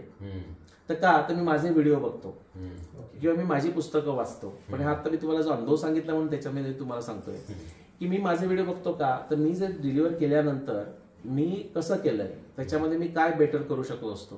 त्याचं दुसरं कारण असं की आता आज आपलं सुरू झालं की नाही, तर तुम्ही म्हणाल की अच्छा मग आता आज जायचं श्रीपादकडे तयारी केली होती का, कुठेतरी असं एक डोक्यात विचार असेल की आज काय ऑडियन्स आहे, ठीक आहे तेवढंच. आता मी एकदा बोलायला सुरुवात केल्यानंतर पुढे काय बोलणार हे माझं मलाच माहिती. ते आता व्हिडिओ आहे म्हणून त्याचा फायदा होतो, म्हणून मी ते व्हिडिओ बघतो. माझी पुस्तकं मी वाचतो. मला 2011चं लिहिलं पुस्तकाचं मलाच माझ्याबद्दल इतकं चांगलं वाटलं. ते म्हणतात तुम्ही फारच नार्सिस्ट आहात, तुम्ही तुमच्याच पुस्तकाचं कौतुक करताय. मी म्हटलं पण ती खरी वस्तुस्थिती आहे की असा कोणताही महाभारतावरचा टेक्निकल डेटिंगचा ऍस्ट्रॉनॉमीचा प्रश्न आतापर्यंत कोणीही जो असा विचारला नाही की ज्याचं उत्तर मी ते 2011 मध्ये लिहिलं नाही. आणि त्यावेळी माझं ते पहिलं पुस्तक होतं. सो ते तुमच्याकडून करून घेतलं जातं हे तुम्हाला नंतर कळतं. त्यावेळी वाटतं की आपणच करतोय, खूप स्ट्रगल करतोय, पण नंतर लक्षात येतं की कोणतरी होतच तुमच्या बरोबर. थांबूया. आता मी पण हा व्हिडिओ बघिन एकदा, माझ्यामध्ये काय चूक झाली I have 3 questions, very small. First की तुम्ही फर्स्ट कोणता असा पुरावा होता जे तुम्हाला बघून एकदम यू गॉट बूज बम्स किंवा हा अरुंधती वसिष्ठ की तो इम्पॉसिबल, म्हणजे ऍस्ट्रॉनॉमिकली ते एवढे stable stars. What was your reaction? काय रिॲक्शन? नाही, दोन प्रकार. हा सो दोन तीन प्रकारचे रिॲक्शन होत्या. एका अर्थानं कसं, आणि ते आपण शेवटी आपल्या स्वभावाप्रमाणे वापरतो, सत्व रजतम. एक रिॲक्शन अशी होती की वा what am I reading here असं. पण मला एका अर्थानं ते आवडलं होतं. म्हणजे ते का आवडलं तेही सांगतो की हे इज दिस पॉसिबल, म्हणजे हे तर नक्कीच नाही. कारण हे अरुंधती वशिष्ठ प्रकरण मला 6वी पासून माहित होतं, म्हणजे महाभारतातलं नाही. वशिष्ठ पुढे चालतोय, अरुंधती मागे आहे. मला पोद्दार गुरुजी म्हणून होते, त्याने मला दाखवलेलं होतं आणि मी रोज बघायचो, ऑलमोस्ट रोज बघायचो मी ते, जर काय दिसत असेल तर. आणि ते सगळ्या कथा चालायच्या. तर ह्याच्या बरोबर उलट ऐकायला मिळालं, म्हणूनच तो आपल्याला शॉक असतो ना. म्हणजे आपण ते म्हणतो ना की कुत्रा माणसाला चावला तर न्यूज नाही, माणूस कुत्र्याला चावला तर न्यूज आहे. तशा प्रकारचं ते ह्याच्यामध्ये सारखं होतं. दुसरा विचार काय केला, मी म्हटलं की हे जर आपण शोधून काढलो, आता भरपूर 100च्या वर महाभारत रिसर्चर्स आहेत, प्रत्येकानं आपली एक वेगळी चूर मांडल्यासारखी वेगळी तारीख काढली आहे. महाभारताच्या वेगळ्या तारखा काढून नाही चालणार ना. काय शक्यता आहे, लॉजिकली काय शक्यता आहे, एक तर सगळेच चुकीचे आहेत किंवा एकच बरोबर आहे. पण तुम्हाला आश्चर्य वाटेल, आता इंडॉलॉजीमध्ये तुम्ही प्रो इंडियन सर्कलमध्ये गेलात ना, कोणाला काही हे कळत नाही. मोठ्या मोठ्या लोकांना, ज्यांना पद्मश्री, पद्मभूषण, पद्मविभूषण मिळाले, त्यांनाही कळत नाही. आता बटाटेवडे करताना ठीक आहे ना की कुलकर्णीताईंचा बटाटा वडा हा जास्त चांगला होतो, देशपांडेपेक्षा चालेल. पण महाभारत ह्यांची असं करतात ना, कॉन्फरन्समध्ये अकॅडमिक्स मध्ये येऊन म्हणतात ना, माझं प्रेझेंटेशन झालं की ते मला येऊन सांगतात प्रोफेसर्स वगैरे की निलेश, आणि खूप एक्सपिरियन्स, निलेशजी तुमचं छान झालं, फार छान, मस्त मस्त काम केलंय. मग ते चहा पिता पिता म्हणतात ते 3 वर्षापूर्वी कोण आले होते ते, हा ते काय त्यांचं प्रोफेसर आनंद आले होते ना, त्यांनी पण एक महाभारताची छान तारीख काढली. म्हणजे ते पण बटाटावडा छान बनवतात, हे बटाटावडा, असं नाही चालत राईट. पण तो लोकांचा एक भ्रम आहे त्याच्यामध्ये. सो हा प्रॉब्लेम मी काय म्हटलं की ते तीच आपल्याला जर कधी मिळालं ते करायला, तर हे सध्याचे जे प्रॉब्लेम आहे ते नष्ट होतील. जेव्हा ती अरुंधती पुढे जाते, आता मलाही माहित होतं की 3000 BC मध्ये मी ट्राय केलं तर 3000 BC मध्येही वसिष्ठच पुढे आहे. मला मनात खात्री होती की 3000 BC नक्कीच चुकीचं आहे. पण तेवढं नुसतं दुसऱ्याचं विज्ञानामध्ये दुसऱ्याचं चुकीचं सांगून चालत नाही. मग त्याच्यापेक्षा बरोबर काय हे सांगावं लागतं, नाही तर तो वितंड होतो. विज्ञानामध्ये आणि आपल्या ह्याच्यात आपल्याकडनंच विज्ञान गेलेलं आहे. स्वप्रतिपक्ष स्थापना हिनो वितंड. तुमच्याकडे एक दुसऱ्याच्या माणसाची एक तारीख आहे, आपण तारीख आत्ता म्हणूया, पण काही असू शकतं, आणि तुम्ही म्हणता नाही ती चुकीची आहे. मग बरोबर काय नाही ते मला माहिती नाही, तर तो माणूस वितंड करतो. नाही तर तुम्ही त्याला म्हणूच नका. तर हेच हा प्रॉब्लेम होता. मी तिसरा माझ्या लेझीपणा करता काय करून घेतलं, म्हटलं आता बघा बाकी सगळे भरपूर रेफरन्सेस आहेत, पुरावे आहेत, इकडे तिकडे सरस्वती, पण जोपर्यंत अरुंधती वशिष्ठचा शोध लागत नाही तोपर्यंत आपल्याला बाकी कुठे काही लक्ष द्यायची गरज नाही. अशा अर्थाने त्याचा फायदा करून घेतला. आणि मग असंच आहे, आता राष्ट्रसेवक वरचे तुम्ही 4 भाग बघा माझे, त्याच्यामध्ये मी सहज बोलता बोलता तो आलाय विषय. जेव्हा मी 8 मे म्हणजे इकडे बर्थ डेट यांच्या 8 मेला जेव्हा 2009 मध्ये शुक्रवार होता आणि मी त्याचा शोध लावला की अरुंधती खरोखर वशिष्ठच्या पुढे गेली, तर पहिली रिएक्शन म्हणजे काय होती माहितीये का? पहिली रिएक्शन अशी होती की मी काय मिस्टेक केली, तर तो निगेटिव्ह असं यायला पाहिजे. मग परत आणखी 4-5 तास मी घालवले, परत ते कन्फर्म केलं. आणि तुम्हाला असं सांगतो की असं नाही, पण मला त्यावेळी असं वाटलं इतकं शांत, म्हणजे ब्रह्मभूत प्रसन्नात्मा न शोचती न कांक्षती असा जो आपण प्रसन्नता म्हणतो ना किंवा शांती म्हणतो ना, शांती म्हणजे झोपेतली शांती नव्हे, शांती म्हणजे एक डिफरंट ट्रान्क्विल फिलिंग, म्हणजे तुम्हाला हलतच नाही तिथं प्रज्ञासारखं. मला असं वाटलं की असं काही मरायचं वगैरे असं काही नाहीये, पण जर माझा मृत्यू व्हायचा असेल तर ही परफेक्ट वेळ आहे. आणि तेव्हा मी ते कोणाला सांगितलं पण नाहीये, म्हणजे लोकांना दुसऱ्या दिवशी कळलं पण नसतं की अरुंधतीचा शोध लागलाय म्हणून, पण I was at complete peace. असं तर तो जो अनुभव असतो तो एक वेगळा अनुभव, म्हणजे तुमच्या ह्याच्यामध्ये हे त्याचे अनुभव होते. Just one last question. We all know that the history is distorted completely as far as India is concerned. So any efforts in that direction so that at least the coming, even including us and the coming generation, have the real, at least in some parts, if not all, the real history of India. Any efforts on that? मी तर करतोच आहे ना. BHSC is what? Brief History of Hindu Civilization, Mahabharat 5500. But then we need to bring it down to the level of academics. Academics मध्ये इथे कोणाचं नाव राम आहे का? मीच आहे. नाही, त्याच्यामध्ये सुद्धा अकॅडमिक्सचा प्रयत्न चालले, पण करायला काय पाहिजे, जोपर्यंत जसं इलेक्शन मध्ये म्हणजे राम मंदिर केव्हा झालं, सगळे लोक जेव्हा हे करायला लागतात तेव्हा होतात. एखादी गोष्ट व्हायला पाहिजे, हा रोड म्हणजे झाला पाहिजे, म्हणजे झाला पाहिजे, मुंबई पुणे रोड झाला पाहिजे, सगळ्यांना पाहिजे तेव्हा तो होतो ना. म्हणजे पॉलिटिकल विल, जर सोशल विल असते तेव्हा पॉलिटिकल विल होते. तसं आपली सगळे लोक आपण ज्या इन्थुझियाझम मध्ये आपण मूवीज, बॉलिवूड मूवीज किंवा क्रिकेट किंवा बाकी काही लग्न, मुलं, ही गोष्ट, मुलाचा बर्थडे, अशा ज्या इन्थुझियाझम आपण करतो त्या इन्थुझियाझम आपण टेक्स्टबुक बद्दल बोलायला लागू तेव्हा टेक्स्टबुक होती. मग ते काही थांबलेलं नाही, पॅरलल मध्ये बुक करायचं काम चालू आहे, पण म्हणून कोणतं अच्छा चालू आहे ना मग चला ठीक आहे, नो, ते काम करणार का? टेक्स्टबुक करायला काय लागतंय? टेक्स्टबुक तर आता 2 दिवसामध्ये जर 5 लोक बसले तर करून टाकतील, तो प्रश्न नाहीये. ते कॉमन याच्यामध्ये येण्याकरता, आणि त्याच्यामध्ये सुद्धा आता सगळं बदललेलं आहे. म्हणजे गुगलमध्ये प्रचंड ज्ञान आहे, तर ते बदलण्याकरता वेगळ्या प्रकारची टेक्स्टबुक लिहावी लागते. ती काय लिहावी याच्यावर खूप उत्तम विचारवंत लोकांचं सगळं चालू आहे. पण सोशल जे ऍटमॉस्फिअर तयार करायला हवंय ते काय ते विचारवंत नाही करू शकत, त्यांना येतच नाही करता ते. आणि ते त्यांना तुम्ही ते पण करा, राजीव मल्होत्रा म्हणतात ना, मलाही तसं होतं, सगळे सांगतात निरीक्षण ते केलं तर ते करा, आता ते केलं तर ते करा, आणि त्या माणसाला एवढा वाटतं की छान आयडिया दिली याला. तुम्ही दुसऱ्याला आयडिया देताय म्हणजे काहीतरी चुकीचं आहे. तुम्हाला तुमच्या ज्या डोक्यात जी आयडिया आहे त्याच्यात इन्थुझियास्टिक तुम्हीच आहात. दुसऱ्याला सांगताय मी तुमचा वेळ वेस्ट करताय, पण तुमचा वेळ जरी वेस्ट होत नसला तरी ज्याला आयडिया देताय त्याचा वेळ नक्की वेस्ट करताय. माझे राम पण तुमच्या नजरेत कशा दिसतात?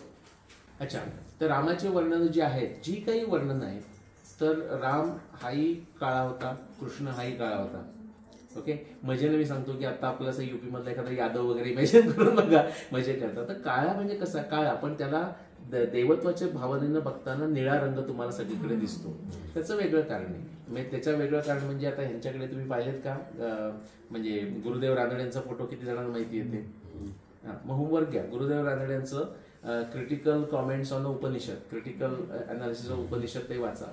त्यांनी दाखवलंय की जगभरचे वेगवेगळे जे संत आहेत, म्हणजे त्याचा भारताशी सुद्धा संबंध नाही, त्यांचा जो अल्टिमेट म्हणजे आपण मिस्टिक एक्सपिरियन्स म्हणतो, तर त्यांना सुद्धा निळा रंगच दिसतो. ते अल्टिमेट रिअलिटीचं वर्णन करतात, निळाच करतात, म्हणून तो निळा रंग आहे भगवंताचा विचार करताना. अदरवाईज काय होते, आपण क्लीन शेवन राम बघतो, क्लीन शेवन बघतो, तर तुम्ही ऍक्च्युली वर्णन बघू शकता की त्यांच्या वर्णन म्हणजे उंबर माहिती सगळ्यांना, औदुंबर आपण जो दत्तगुरूचा म्हणतो, त्याचा चिक हे वापरत असत, म्हणजे असे केस बांधून ठेवायला. म्हणजे स्त्रिया सुद्धा पुरुष सुद्धा, म्हणजे ते शेविंग करू शकत नव्हते, शस्त्रास्त्र होती, पण सतत रोज करत नव्हते, तर ते करताना त्यांनी बांधून ठेवले आहेत. आता नवीन पेंटिंग मध्ये पेंटिंग मिळतात ना, रामकृष्ण दाखवतात बघा, म्हणजे मिशा आणि दाढीमध्ये सुद्धा दाखवतात, तसे होते ते. म्हणजे रोज वनवासामध्ये रोज कुठे बार्बर शोधणार. ठीक, थँक्यू सो मच. थँक्यू.